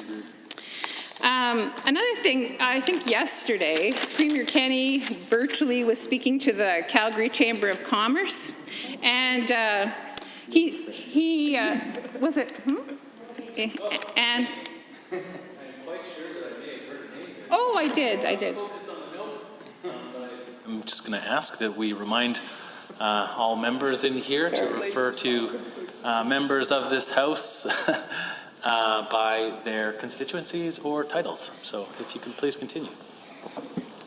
My apologies. Yes, so the Premier did speak to the Calgary Chamber of Commerce, I think virtually yesterday or the day before. And he did talk about how important, creating a healthy business economic environment was for our province, and certainly stressed, this bill and the corporate tax cut is the way to go. And, I must submit that I very much challenge the Premier because of what the evidence I've already shown and how it's not, this bill, this government has not actually improved the situation for businesses in Alberta. And that's, a lot of it's pre-COVID. There hadn't been a big turnaround. And I know, certainly that was some of the promises that they'd made, that this was going to be for sure. All you got to do is elect a Conservative government, and of course, magic will happen, and the economy will get better, and it's all about this race to the bottom. Well, the fact is, none of that has happened, and we are still in the same situation, and of course, much worse now because of, many factors, and of course, COVID-19 is one of those key ones. But, I certainly do commend the members on the other side to look at the NDP economic plan, Alberta Futures plan, and we do identify 5 clear points that will make a difference and where this government should be focused, and we're happy to share that with them, to support them, to create that environment for business, because it's not being created right now. And this, race to the bottom with the lowest corporate tax rates isn't the panacea. It's not making the difference. The government says it's going to. And it has been shown that in this jurisdiction and many other jurisdictions. We know that Alberta as a province has the greatest inequality of any province in Canada. So that means some people are doing okay, and maybe even amazingly, but a lot of people aren't. And there's a big gap. And we know a healthy society has a much higher level of equality. And so that means that a different policy agenda needs to come forward, instead of just focusing on helping corporations, but actually supporting all Albertans to be able to do well. And so certainly we know that equity and inclusion of all Albertans is important. And we know from this government too, sadly, that the labor laws that they've instituted have taken away the inclusiveness. Member, and I know that name was a slip-up. However, just to remind everybody that it does depersonalize debate, which usually leads to more effective debate. On 29-2A, I see the honourable member for Edmonton West, Henday, has risen. Yes, thank you very much, Mr. Speaker. It's an honor to rise to speak for a short amount of time here to the previous member, and I appreciate in particular the comments off the top of that member's speech, recognizing the importance and the opportunities for creating a stronger economic system here in the province of Alberta when we focus on people who are often left behind or often fall through the cracks, which has been exactly the case under this UCP government, specifically when we talk about the idea of investing in seniors, when we talk about the decisions that we made when in government to index seniors' benefits, when we talked about in the previous election. Of course, it didn't turn out how we wanted it to, and the UCP went actually further backwards than they should have gone forward. But we talked about eliminating copay or making it lower for seniors, and the same goes for programs like the assured income for the severely handicapped. Unfortunately, this government has made it a top priority for themselves, and I imagine that direction came from the top down, that they would remove important programming for the most vulnerable or people who are often vulnerable in our communities, and they said that that was just the the expense of business in our province, and that on the other end, the $4.7 billion that they gave to the largest, most profitable corporations would counteract those decisions, that it'd become more sustainable. more sustainable, but unfortunately, the opposite has happened, of course. In the middle of a global pandemic, we see seniors are being hit among the hardest in our province. And instead of supporting these seniors, as this government should have, they continue on their path to attack the very benefits that those seniors deserve after building this province for so many years. And so I appreciate the work that the previous speaker did in their role protecting seniors and supporting them, and the same thing goes for the affordable housing plan that that member brought forward, which was historical investments. And when we talk about creating jobs and supporting people in our economy, especially in the middle of a recession, affordable housing is a perfect way to do that in building new infrastructure. And so not only are we creating jobs, but we are also supporting vulnerable communities in our province. And so I appreciate the work that that member did in that position. And in contrast, what we see from this government, though they say they are making these programs more sustainable, is the exact opposite. We have people in my own community that I see who at one time were receiving benefits, being the beneficiary or somebody that was being taken care of by a senior that was low income. This government decided to take those benefits away from them. And so now those people are skipping medication day to day because they can't afford to go pick it up at the pharmacy as much as they were when that medication was covered. We have people on AISH who, once again, because of this government's decision to roll back the indexing of AISH, can no longer afford, that $30 that this government seems to think is so easy for these people to absorb is the difference between food on the table by the end of the month. And we saw the member from St. Albert take this process with all the privilege that she has and struggled immensely. And so I can only imagine people who cannot advocate for themselves at the same level, do not have the same level of supports in the backgrounds helping them out. I can only imagine how much they struggle. And so to have this government go further at this point and say, well, we might need to change the definition in this day and age, we're not sure if severely handicapped is what we think it is anymore, is absolutely destructive, not only to the mental health of these Albertans, but to the economic well-being of them moving into the future. And so I'm going to have more to say on this, but I once again appreciate the comments from the previous minister and the work that they did to build an economy that encompassed and supported seniors, encompassed and supported people who needed affordable housing, because unfortunately that has not been the case under this UCP government. And so, once again, I will have more to say specifically on some of the tax credits when I have an opportunity, which I believe will be very shortly. But I am just so thankful, and I know that Albertans in my own community are so thankful for the decisions that previous member did, and they really have a lot of questions for this new seniors minister and for the minister in charge of taking care of affordable housing, because it's been completely lackluster up to this point. So at that, I will say thank you. Thank you, Honourable Member. Are there any members looking to join debate on this? I am not surprised, and it looks like you are correct. It was very in quick order. I see the Honourable Member for Edmonton West Henday has risen on second reading and RE.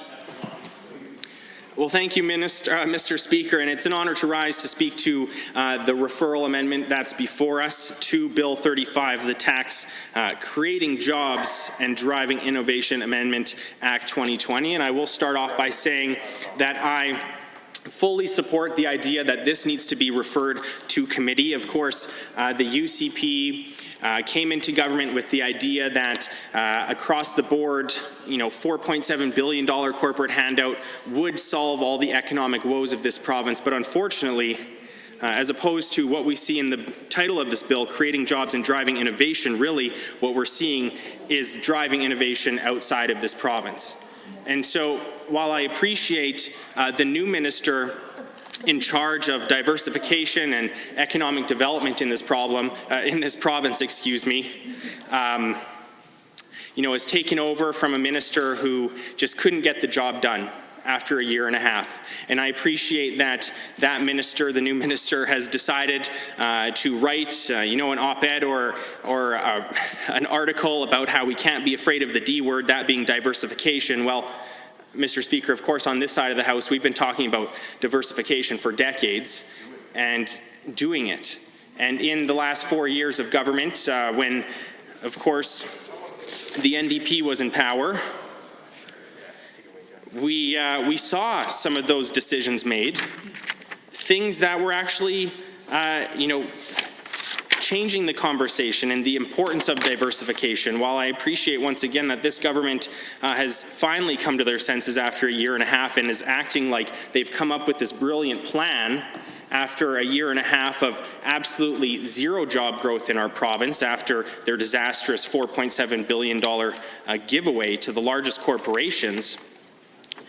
And we've heard it many times through the House this evening and throughout this debate, the idea that even pre-pandemic we lost 50,000 jobs across the province. We saw a doubling of the deficit.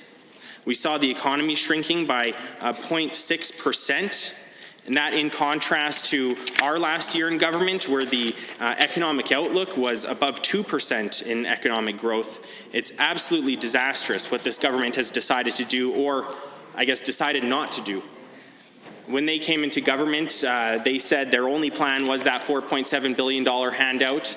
And with that, they got rid of many of the tax credits that our government had brought in consultation with stakeholders like the Chambers of Commerce across the province, with the, the interactive digital media sector and the technology sector.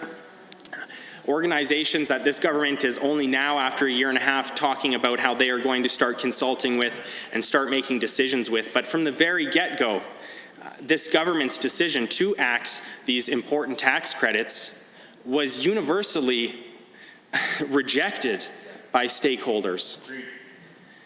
When we talk about the interactive digital media tax credit, not only the opportunities that it was bringing to we've heard much discussion about video game creators in our province and the disasters that they've created and the job losses that we've seen. And we heard from organizations like BioWare, from Improbable Gaming, organizations that have built an industry here in Alberta, who said you are making the wrong decision. This tax credit that often is as good of a tax credit as it was still lower than many other provincial tax credits across Canada. And so thankfully we had, of course, other tax competitive measures in place already. But instead of this government strengthening the tax credit programs that we had put in place, that the tech sector was asking for, they totally decimated those programs, which was the absolute wrong decision. When we already are among the lowest taxed in terms of corporate taxes across Canada, why would we continue down that path if we're already the lowest? Why wouldn't we target tax credits like we see in so many other provinces? And so when we talk about the digital media tax credit, there was, as far back as I remember, $28.1 million in tax credits, which was leveraging $94 million. We're talking about 3 times, getting back 3 times what it was costing us. But this government to this day has been unable to prove that that is even nearly the case with their $4.7 billion handout. They haven't been able to show any tax revenue coming in from that. And more importantly, in the middle of a pandemic and a recession, they haven't been able to prove that they've even created one job, which was something that we were absolutely able to do with all of these credits, because it was an important part of the application process. Mr. Speaker, recognizing that an application process for corporations to take money from Albertans should be a necessity, should be the baseline requirement for using money from taxpayers. But unfortunately, this government seems to be more than happy to let that money flow through the floodgates with zero commitment that any of that would actually come back to us, that any of that would stay even in the province of Alberta, excuse me. And so not only did we lose that interactive digital media tax credit that was supporting the video game industry, which has been talked about at length in this assembly, but other technology industries within the medical field, We talk about virtual reality training for new physicians or for anyone else that's able to access that training. We talk about the real estate industry being able to do 3D modeling concepts of the properties that they're trying to sell. This is more than just about a specific industry like gaming. It is across the board that we need to be supporting these tech sectors. But unfortunately, once again, instead of putting any meaningful consultation, any meaningful programs together, you know, we hear the government talk about small businesses being the backbone of our economy, but unfortunately, when it comes to these important tax credits, which were primarily focused on supporting and bringing new capital to small and medium-sized businesses, this government just turned their back on them. And so, my apologies, but the $28.1 million that I spoke of was actually in reference to the Alberta investor tax credit, so my apologies, Mr. Speaker.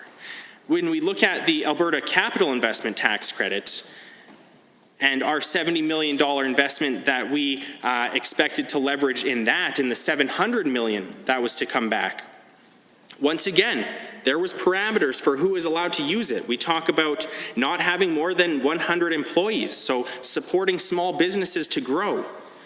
A focus on research, development, and commercialization. None of that is a requirement.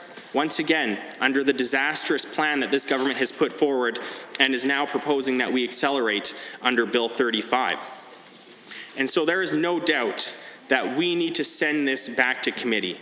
As recent as this week, we saw, because of documents that were FOIP'd from the opposition, that this government has zero information, as per their government documents, that this program was working in the first place, and more importantly, is going to do any better if accelerated. It's an absolute failure of a program, and this government is wanting to accelerate that failure. It's absolutely shameful and disappointing. You know, it's no secret that in 2015, we ran on a platform which included a jobs plan that, after further consultation when we came into government, changed substantially. And so we are willing to adjust course when needed to support the small, medium size, and all businesses across the province. Unfortunately, this government is not willing to do anything of the sort, which is absolutely disappointing. And so while the tech sector and many other sectors who once benefited from these tax credits, once benefited from the ability to gain capital from angel investors, these industries have been absolutely decimated by the decisions and indecisions of this government. And so we continue to ask, while we were able to prove where our tax dollars were going under these tax credit programs, we continue to ask this government why they have zero commitment to be clear and transparent with Albertans about where that $4.7 billion has gone. And we saw many instances so far of that money fleeing the province into other jurisdictions across North America, potentially when the tax credits dried up, moving to other jurisdictions across Canada that were better able to support. Part of that money, that $4.7 billion, was used for these tech companies to move out of the province, I'm sure. And we saw more recently the energy industry and companies in the energy industry using this money for stock buybacks to move their operations to other jurisdictions across North America. It was a perfect opportunity that this government created for businesses to leave the province, the exact opposite of what they should be doing. And that's what happens when there's no accountability with the money that you are taking from taxpayers and handing out to the largest, most profitable corporations. And it's very frustrating. And we talk about the innovation and employment grant that this government has brought forward, a program that doesn't start until next year, a program that is pennies on the dollar compared to the tax credits that they cut. It's absolutely devastating, and their jobs plan is to wait another year to bring in a program that is not nearly as good as what was in place before in Alberta, and more importantly, what is in place in other jurisdictions across North America. And so to think that taking 2 steps back and 1 step forward is going to be enough is simply not satisfactory in my eyes, Mr. Speaker. Now, once again, a point I raised in the previous discussion on Bill 35 and why it is so important that we send this to committee, that we support this referral to go to committee. When we talk about the incredible things that we were able to do under our government in terms of the Alberta child benefit and cutting child poverty in half, and the importance that that has for building the next generation of Albertans. This government has talked about that absolutely zero, Mr. Speaker. And so when we talk about taking $4.7 billion once again, what is that going to do to reduce child poverty? What is that going to do to create jobs? What is that going to do to build the economy of the future? These are all questions that this government has been unable to answer. Even within their own internal documents, they haven't been able to answer. And so as previous speakers have talked about, this finance minister, a year and a half into his mandate, is finally admitting, with the new Minister of Economic Development, that diversification is more than just a luxury, as that finance minister has said in the past. And we're glad that he's finally coming to his senses, that maybe one day we'll see a tax credit program that actually does something for Albertans instead of just throwing money out the window, instead of just lighting it on fire. Because up to this point, we've seen absolutely no results from that minister on this file and many others. I think, Mr. Speaker, with that, I'm going to leave it. I'm sure we'll have more opportunities to discuss this, but once again, it is absolutely fundamentally important that this is referred to committee. I think that the tech sector, I think that the chambers of commerce and many other industries across Alberta would like to have a second chance to discuss whether that $4.7 billion handed out with no stipulations, with no accountability, with no transparency, whether that is the right way to go forward. Because up to this point, it's been an absolute disaster. Thank you. The Honourable Member. 29-2A is available for anybody who may have questions or comments. Seeing none, I see the Honourable Minister of Finance has risen on REF 1. Well, thank you, Mr. Speaker. Just want to make a few comments following those by the member opposite. Firstly, I just want to again draw attention to the fact that there is no $4.7 billion giveaway. I want to just again go on record to state that. Firstly, again, we are simply not taxing businesses as much as the members opposite did when they were in government. We are not writing checks to corporations. We are simply not taxing them as much. That is a fundamental distinction, Mr. Speaker, a distinction that appears lost on the members opposite. And it is amazing. One thing, Mr. Speaker, I can say, that the members opposite are consistent. They are consistent day after day, time after time, in advocating and recommending pushing taxes up on job creators. Mr. Speaker, that was their pattern when they were in office, and that's their recommendation today. We hear it time and time and time again.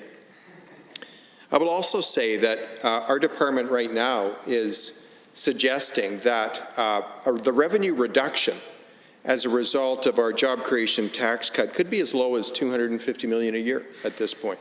That's the reality. We have been hit with the COVID pandemic within our borders. We're dealing with the largest contraction of the global economy since the Great Depression as a result of COVID-19 and a severe collapse of energy prices. And as a result of that, corporate taxes will be lower, Mr. Speaker. I also want to point out that our policies were working, and that gives us great reason to continue to pursue them. Because, Mr. Speaker, back in October of 2019, when we presented Budget 2019, a short few months after that time, in January and February of 2020, key economic indicators were pointing to the fact that 2020 was going to be a turnaround year. And while these numbers now really are irrelevant given our current economic challenge, they are very relevant as we evaluate the efficacy of the policies that we implemented in 2019. And again, I'll point it out. Oil and gas drilling rigs were up 16.5% year over year. Building permits were up between 9 and 23% year over year, January and February. Goods exports were up 20% year over year, January and February to the previous year. Retail sales were up, vehicle sales were up, average weekly earnings were up. Mr. Speaker, our policies were working. Our policies will work going forward. I also want to point out to the members opposite that we took the time to work with the tech sector and the business community on building an incentive for research and development that makes sense, that was efficient. And the program that we rolled out in the Innovation Employment Grant is far superior to those programs that we canceled, those ill-designed programs of the members opposite. The Innovation Employment Grant rewards growth. We're not interested in simply renting activity year after year after year.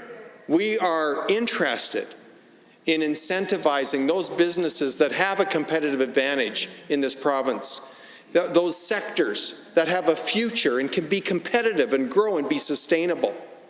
And our Innovation Employment Grant will do just that. It incentivizes growth. It's a unique program across the country that incentivizes growth, that rewards those companies from startup to early scale up into profitability when they will benefit from our preferred corporate tax rate.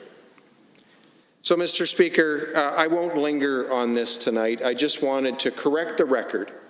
Again, point out to the members opposite and any Albertan watching tonight that there's been no $4.7 billion giveaway, that in fact we have simply reduced corporate taxes. We're taking less from those hardworking entrepreneurs, the job creators, Mr. Speaker, that the members opposite dislike with a passion. We're simply taking less from those entrepreneurs and businesses and encouraging investment, growth, and job creation. Thank you. 29-2A is available, and I see the honourable member for Edmonton Beverly Clairview has risen. Thank you very much, Mr. Speaker. There's a number of points that I'd like to make, and if I get around to it, I can ask the Honourable the Finance Minister for some clarification. So the $4.7 billion that the Finance Minister claims doesn't exist is actually page 144 of the government documents. I encourage all members to look. It's written there in black and white. I'd love for the minister to share how many jobs this corporate race to the bottom has created. Because last year, in 2019, there were 50,000 jobs lost under this government. I can tell you, Mr. Speaker, that the Finance Minister claims that he's going to lower the corporate tax rate, which they have, simultaneously increasing the personal income taxes and costs of every single Albertan. The hypocrisy, Mr. Speaker, is unbelievable. The Premier and the Finance Minister tried to claim that reducing or eliminating inflationary increases, is not an increase to the personal income tax, which we know that they have. They've increased costs and user fees for insurance. They've increased costs for parks. They've now introduced a bill for toll roads. So for a government that claims that they're all about saving Albertans money, they are nickel and diming Albertans and increasing costs everywhere they turn. Now, I'll clarify. I'll clarify. I think that the honourable member over there would like to speak. Hey, get up and join the conversation then, honourable member. But I believe I have the floor. In 2018, Mr. Speaker, Alberta led the country in GDP growth. In fact, Alberta was leading Canada. I believe our growth was 4.2%. I can tell you, Mr. Speaker, let's fast forward to today. This current government that attacked us for the credit downgrades that we received, this year alone, hey, you've got the record. 5 credit downgrades in 1 year. That's the record for Alberta. 3 that have already come into play and 2 watch lists, which of course we know that when a province is placed on a watch list, the downgrade's coming. So I can tell you, Mr. Speaker, you know, for a government that claims that they are all about supporting businesses and supporting Albertans, they've in fact raised costs on everyone because, of course, businesses are also Albertans and live here in the province. So while they may have reduced the corporate tax rate, which still has not delivered on the promises that the Premier gave, it has not created jobs. What this government did was eliminate every single tax credit that was introduced under the NDP, but where this side of the House still doesn't get it, Mr. Speaker, those tax credits came from industry. They were asked for by industry. So every time the government gets up and tries to politicize the tax credits, saying those were the NDP's tax credits, no, they weren't. Those were ideas and tax credits that came from industry who asked for it. And I can tell you that what this government did in 18 months of inaction was chased away investment, told technology companies and companies that are innovating, you're not welcome in Alberta. Our silver bullet is this race to the bottom corporate tax reduction. I can tell you, Mr. Speaker, that Alberta, even with the carbon tax, was the lowest tax jurisdiction in Canada. In fact, Albertans paid less taxes, fewer taxes. They paid less than $10 billion in the second lowest tax jurisdiction in Canada, which is Saskatchewan, Mr. Speaker, because we have no healthcare premiums, we have no payroll tax, and we have no PST. So we know that Alberta was already competitive when it comes to the tax regime. But where the honourable members on the other side don't understand is that other jurisdictions have incentives for companies, whether in digital media and interactive digital gaming. They have investor tax credits. In fact, the province of British Columbia has had an investor tax credit since 1985. And you know what? It has done wonders to help their economy diversify. Alberta was starting to see some signs of growth, some shoots, green shoots when it comes to that credit. There is a 3-to-1 return on investment, and this government killed it. Thank you, honourable member. We are back on to the referral amendment 1, and I see the honourable member for Edmonton Decore has risen. Well, thank you, Mr. Speaker. Appreciate the opportunity to add some additional comments to Bill 35, and of course specifically the referral motion to send it to committee. You know, something I remember members of the government bench and members of the government caucus who happen to serve in the 29th legislature used to call for incessantly all the time. Now all of a sudden it's not necessarily a good idea. It's funny how those things change, but you know, I do want to thank the member from Edmonton Beverly Clairview for his comments, because I don't think that we can not stress this enough. The whole game plan was to give a $4.7 billion corporate handout, the one that was located on page 144 of the government budget documents, the ones that apparently now don't exist to the finance minister. Comments from the Premier telling companies they'd be irresponsible not to come to Alberta because of this. As the member said, 50,000 jobs lost, a doubling of the deficit to $12.5 billion in 2019, with the economy shrinking.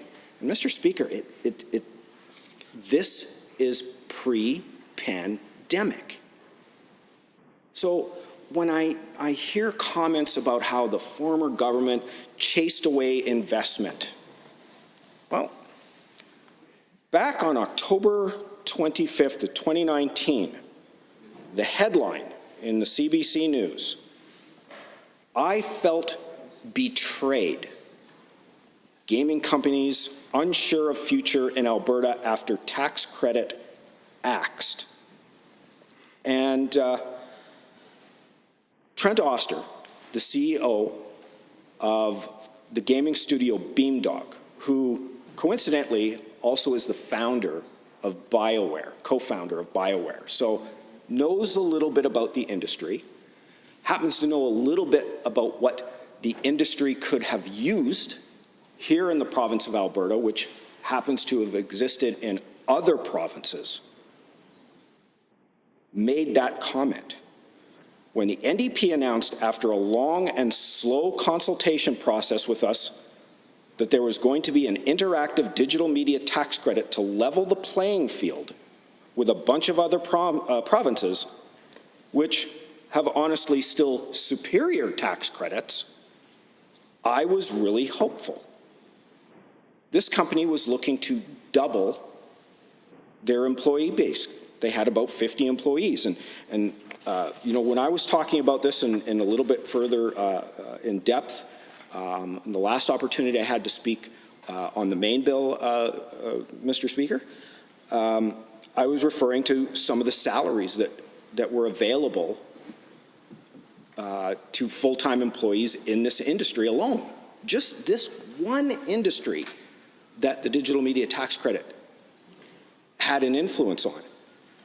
$66,200 a year in Quebec, $84,400 a year in BC, and $70,100 a year in Ontario. And so 50 more employees, doubling of their employee base, with salaries in that range. I can see why they were excited. Now, what were they saying back then after the cancellation? I think we're going to start looking at some other locations as well. We've got a lot of interest. We have a lot of excitement just coming off console launches of our titles. So just by quickly canceling the digital media tax credit, they're looking elsewhere. Other companies that were looking to come to Alberta, as I had mentioned earlier, threw out the boat anchor. Said, whoa, maybe we need to reconsider this. One simple example that the digital media tax credit touched on. So I think we have an opportunity here, Mr. Speaker, by using the referral motion to send it to committee. Perhaps we can now reevaluate what has been happening since we lost things like the digital media tax credit, the Alberta investor tax credit, the capital investor tax credit. I mean, to have a tax credit of $200 million to be able to leverage $2.2 billion, I think that's a pretty good return on investment, Mr. Speaker. So why don't we send this to committee? Let's explore, I think, what we might have missed out on, and perhaps if maybe we think of changing course, what we could gain access to. I think it would be irresponsible of us. And again, I have to mention that members in the previous legislature used to go on at length about sending bills that they felt were inadequate, weren't properly consulted on. Name excuse here. If you're going to be true to those statements, then it's only logical that you'd be willing to send this to committee so that we have the opportunity to explore this further. Because I still think Alberta is very fertile ground, especially for this industry. As I had mentioned, projected to be $200 billion by 2023. That's only 2.5 years away. We can get a piece of that action, Mr. Speaker, with good paying salaries, as I've pointed it out, in an industry that's growing, clearly is growing. The leaps and bounds that I've seen just from 2018 is remarkable. So it would make good business sense to be able to go after an industry that's clearly profitable. And so my hope is that members will take that into consideration with regards to the referral to committee so that we can explore this. Perhaps we have a chance to make a piece of legislation that, well, quite frankly, isn't creating jobs. It isn't driving innovation, but perhaps it could.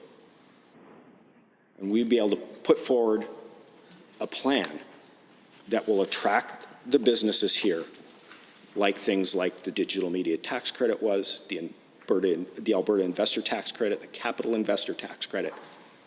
We're doing 3-to-1, I believe, was what the member from Edmonton, Beverly Clairview, had mentioned as a return on investment. Every dollar that the government of Alberta invested, there was a $3 return. That sounds like good business sense to me, Mr. Speaker. But with that, I don't want to drone on because I know some other members have been itching to speak to this. But I do look forward to further debate, and hopefully we'll get a chance to look at this more in depth in a committee. Thanks, Mr. Speaker. 29-2A is available, and I see the Honourable Minister of Culture, Multiculturalism and Status of Women has risen. Thank you very much, Mr. Speaker. I love having these discussions. It's wonderful to hear from everyone, and it's also really interesting to go down a little bit of a trip down memory lane. One of the things that I have to bring up this $4.7 billion interpretation that comes from the opposition on a regular basis, but let me put some real numbers out there, Mr. Speaker. And actually, with respect to the taxpayer, with respect to where we are right now, how we got here, and the reasons that we're looking at making sure that corporations and small businesses are able to function. Back in 2015, 2016, when the NDP government had come into power, one of the interesting things, and one of the things that was a huge privilege for me, Mr. Speaker, is I was the critic for energy. And so the minister at that time and myself were sort of starting down this path together, very, very new to both the portfolio and new to a lot of the very complex issues. We're very lucky to have the Minister of Energy that we have right now, who is so competent in this field. And so for someone like me who had, some knowledge and background, it was a really interesting journey. But let me talk about something that Albertans are still paying for. I want to bring up something called the PPAs, the power purchase agreements. The power purchase agreements not only were triggered by, we talk about the carbon tax and the impact on Albertans all the time, but it had several impacts. Not only in the pocketbooks of regular moms and dads every single day and their ability to be able to do what they do every day in this beautiful province. Not only did that happen, but then you look at the $1.8 billion that was lost as a result of the PPAs being turned back to the government. That $1.8 billion is something that every taxpayer will have to continue to pay back for because of that debacle. And it doesn't end there. And these are real numbers, not some made up $4.7 billion number. Real $1.8 billion impacting every single Albertan because the binders were not read or understood, and in fact, the government went so far to continue down the path to sue itself in order to justify using the carbon tax. The carbon tax triggered the PPAs, the power purchase agreements. That $1.8 billion is a result of their mistake by having the carbon tax trigger the absolute disaster that happened with the PPAs. Not only that, people were having to choose between heating their homes and feeding their families. You know, the NDP talks all the time about us taking care of families and our care. You know what? They actively went after every single Albertan for an ideological bent, and on top of that, changed the entire energy-only system that, as you know now, as a result of the work of our energy minister, solar and wind is actually selling better than it did under their system, which was subsidized by the NDP. On top of that, those profound costs to Albertans, the large emitters at that time were actually more efficient than the carbon tax that came in to impact them at that time, which is why our Minister of Environment has brought forward the TIER program, because we have the best industry in the world, just in case the NDP forgot that. Oh, they did. And then on top of that, we have the lawsuit. That was really, really interesting watching that happen. But then in 2016, the total losses, then the balancing pool had to borrow money again. Guess how much they had to borrow in total? $915 million. Those are real numbers, Mr. Speaker, not a made-up $4.7 billion number, real numbers. Albertans would be paying that back till 2030. Unreal. In their pockets, attacking every single mom and dad in this province as a result of their carbon tax that not only impacted everyday Albertans, but every single Albertan as a taxpayer and as a ratepayer. The balancing pool's entire purpose was to have ratepayers to be able to follow the balance of how energy comes in. That's why your rates go up and down. That's why it's that way. That's why you have choice in choosing who you want to deliver your energy to you. Now, on top of that, the questions that were asked at that time and was asked by the previous person who ran the PPAs and the balancing pool was why? Why was that not brought up as a discussion as to why the balancing pool was actually operating at a loss already? This was a very, very important question. Would have taken courage to actually look at the numbers to find out why it was impacting Albertans the way that it was. And the consumer will continue to pay, Mr. Speaker. Thank you, Honourable Minister. I see the Honourable Member for Edmonton Castle Downs, even though I've said it a few times today already. The Honourable Member for Edmonton Castle Downs has the floor. Thank you, Mr. Speaker. It's a privilege to rise tonight to speak to Bill 35, the Tax Statutes Creating Jobs and Driving Innovation Amendment Act 2020 on the referral motion. I just have to say that I'm a little bit disappointed to have the Minister of Culture stand in the House, have an opportunity to share some comments about the arts, and she didn't. I have great concern that we're looking at ways to create jobs and drive innovation in the province, and again, the arts sector has been neglected by this government. I think at this point it's very appropriate to make the referral to committee because there's many that haven't been consulted when it comes to ways to diversify our economy, ways to recover after this pandemic, during this pandemic. And the culture community industry is a huge driver in Alberta, and they're being left behind. And so when it comes to consultation and having a referral go to committee, I think this is the ideal time because we have an entire sector that is waiting on government to call on them, to reach out to them, to seek their input and their advice. And I think if we referred this to committee, that would be the perfect opportunity to have those engagements, to hear what they have to say, to hear what they can do to contribute to some of these ideas, I guess, that this government is coming forward with to move the economy forward. But unfortunately, I'm not seeing anything in this piece of legislation that actually does that.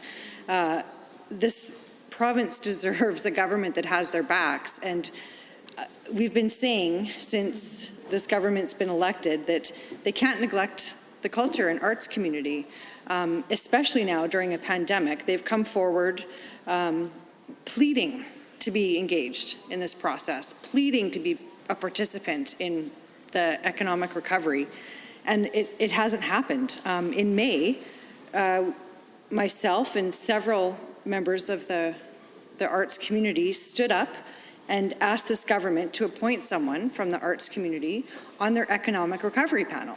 And that hasn't happened. We have an entire industry that is able and willing to work on driving this economy, helping the economy, and they're not being listened to. So I think by making a referral to committee, it gives a wonderful opportunity to listen to those so many Albertans that have these ideas, to listen to the businesses that are saying, this doesn't work for us, this isn't what we want. To listen to those that are considering investing in our beautiful province, but have some major concerns about the state of our economy here and the lack of a plan from this government. I think we need to hear from them to say this is why we're not coming to Alberta. This is the concerns that we have when we look at what they've done to the healthcare in the province, when we look at what they've done to the education system in the province. Big businesses are not going to want to bring their employees to this province when it's in crisis. I think this government needs to hear it. We're saying it, we're hearing it from Albertans. They're not listening, Madam Speaker. And I think by making a referral to a committee, it opens up many opportunities to be able to engage with Albertans, to hear some really valuable pieces of information and strategies about how to actually diversify, what our business community wants, what our culture and arts industry wants. This isn't it. This isn't what we're hearing. We're hearing that there's some major concerns in the lack of a strategy that this government is bringing forward. And I think by referring it to committee, it gives opportunity to create a robust consultation process. It allows many more Albertans to have their voice heard, something that we're hearing hasn't happened with this government. And so I think it makes sense to support this referral. And I would encourage all members in the House to support this motion. And with that, I will close my comments. Thank you. Well, members, Standing Order 29-2A is available. Seeing none, any other members wishing to speak to the referral motion? The Honourable Member for Lethbridge West. Thank you very much, Speaker. And I rise, of course, to speak to this motion to refer. The reason for that, of course, that the opposition has put forward this course of action is that we believe that this approach to job creation and economic development and growth, ways to broaden and expand economic benefits for all Albertans, particularly during the pandemic, but in general, Madam Speaker, that it's not working, put bluntly, and it wasn't working before the pandemic, and it is not working now. So that is the first reason. The evidence shows it is not working. Number two, the evidence is also not been made available to the people of Alberta, much less so the opposition, but leaving us and our interests aside for a moment and the jobs that we were elected to do, to query, particularly the decisions of the Executive Council and ensuring that they are being made in the public interest, that information has not been provided, Madam Speaker. And in fact, it has been withheld from Albertans in some cases. We have received redacted information, unnecessarily redacted in our view. It has not been accompanied by anything approaching a new analysis to respond to the economic reality in which we now find ourselves. It also, too, has been the victim of very contradictory information. I will provide just one example, Madam Speaker, but there are many. One of them is on the projected cost of this particular public policy, this program of action, if you will. Obviously, page 144 of the budget indicated that the total cost would be $4.7 billion, and there was a multi-billion-dollar net cost that was projected by the government. Fine. That was the piece that they published in their budget papers at that time. Since that time, we've seen some backpedaling on that number, a refusal to publish a new number, also, interestingly, we've seen the transcripts of shareholder calls and earnings calls that companies with a large amount of their operations here in Alberta have told their shareholders how much exactly they will be saving from Alberta's corporate income tax changes over their forecast period.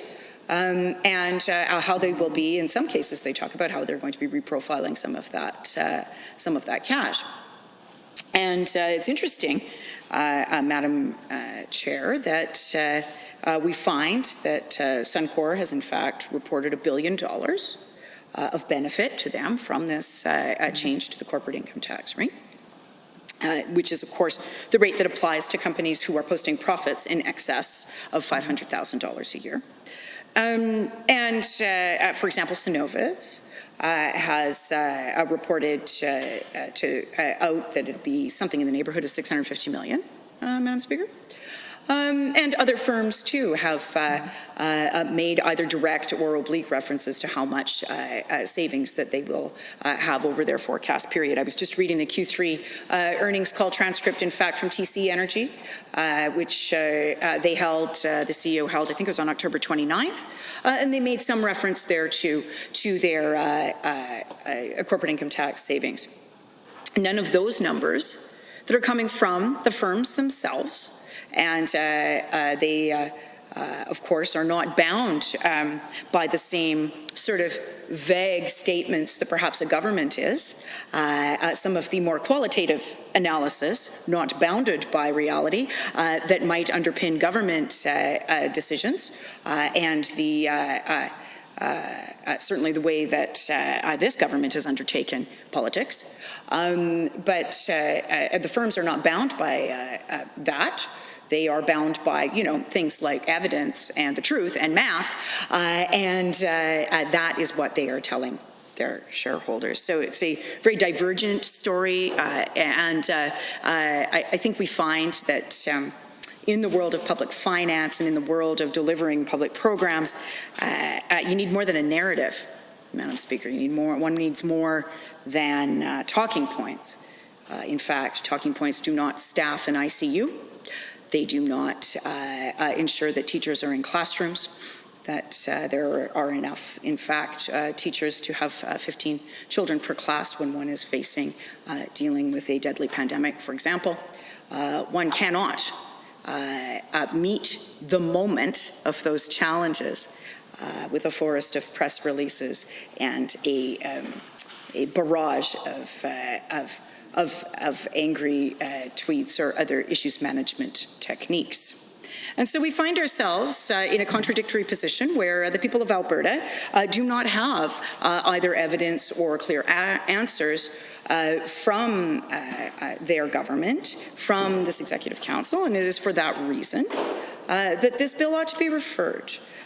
Madam Speaker, this is a long-standing tradition within the Westminster system whereby the legislative branch can deliberate further and the public can actually have an opportunity to engage in the piece of policy that is being proposed by Executive Council. And so for that reason, I am bringing my comments to bear to speak in favour of the motion to refer, and on the grounds that this is not at all well-reasoned approach to a jobs program, because that is, in the first instance, what it is supposed to be. It is not supposed to be a shareholder buyback program.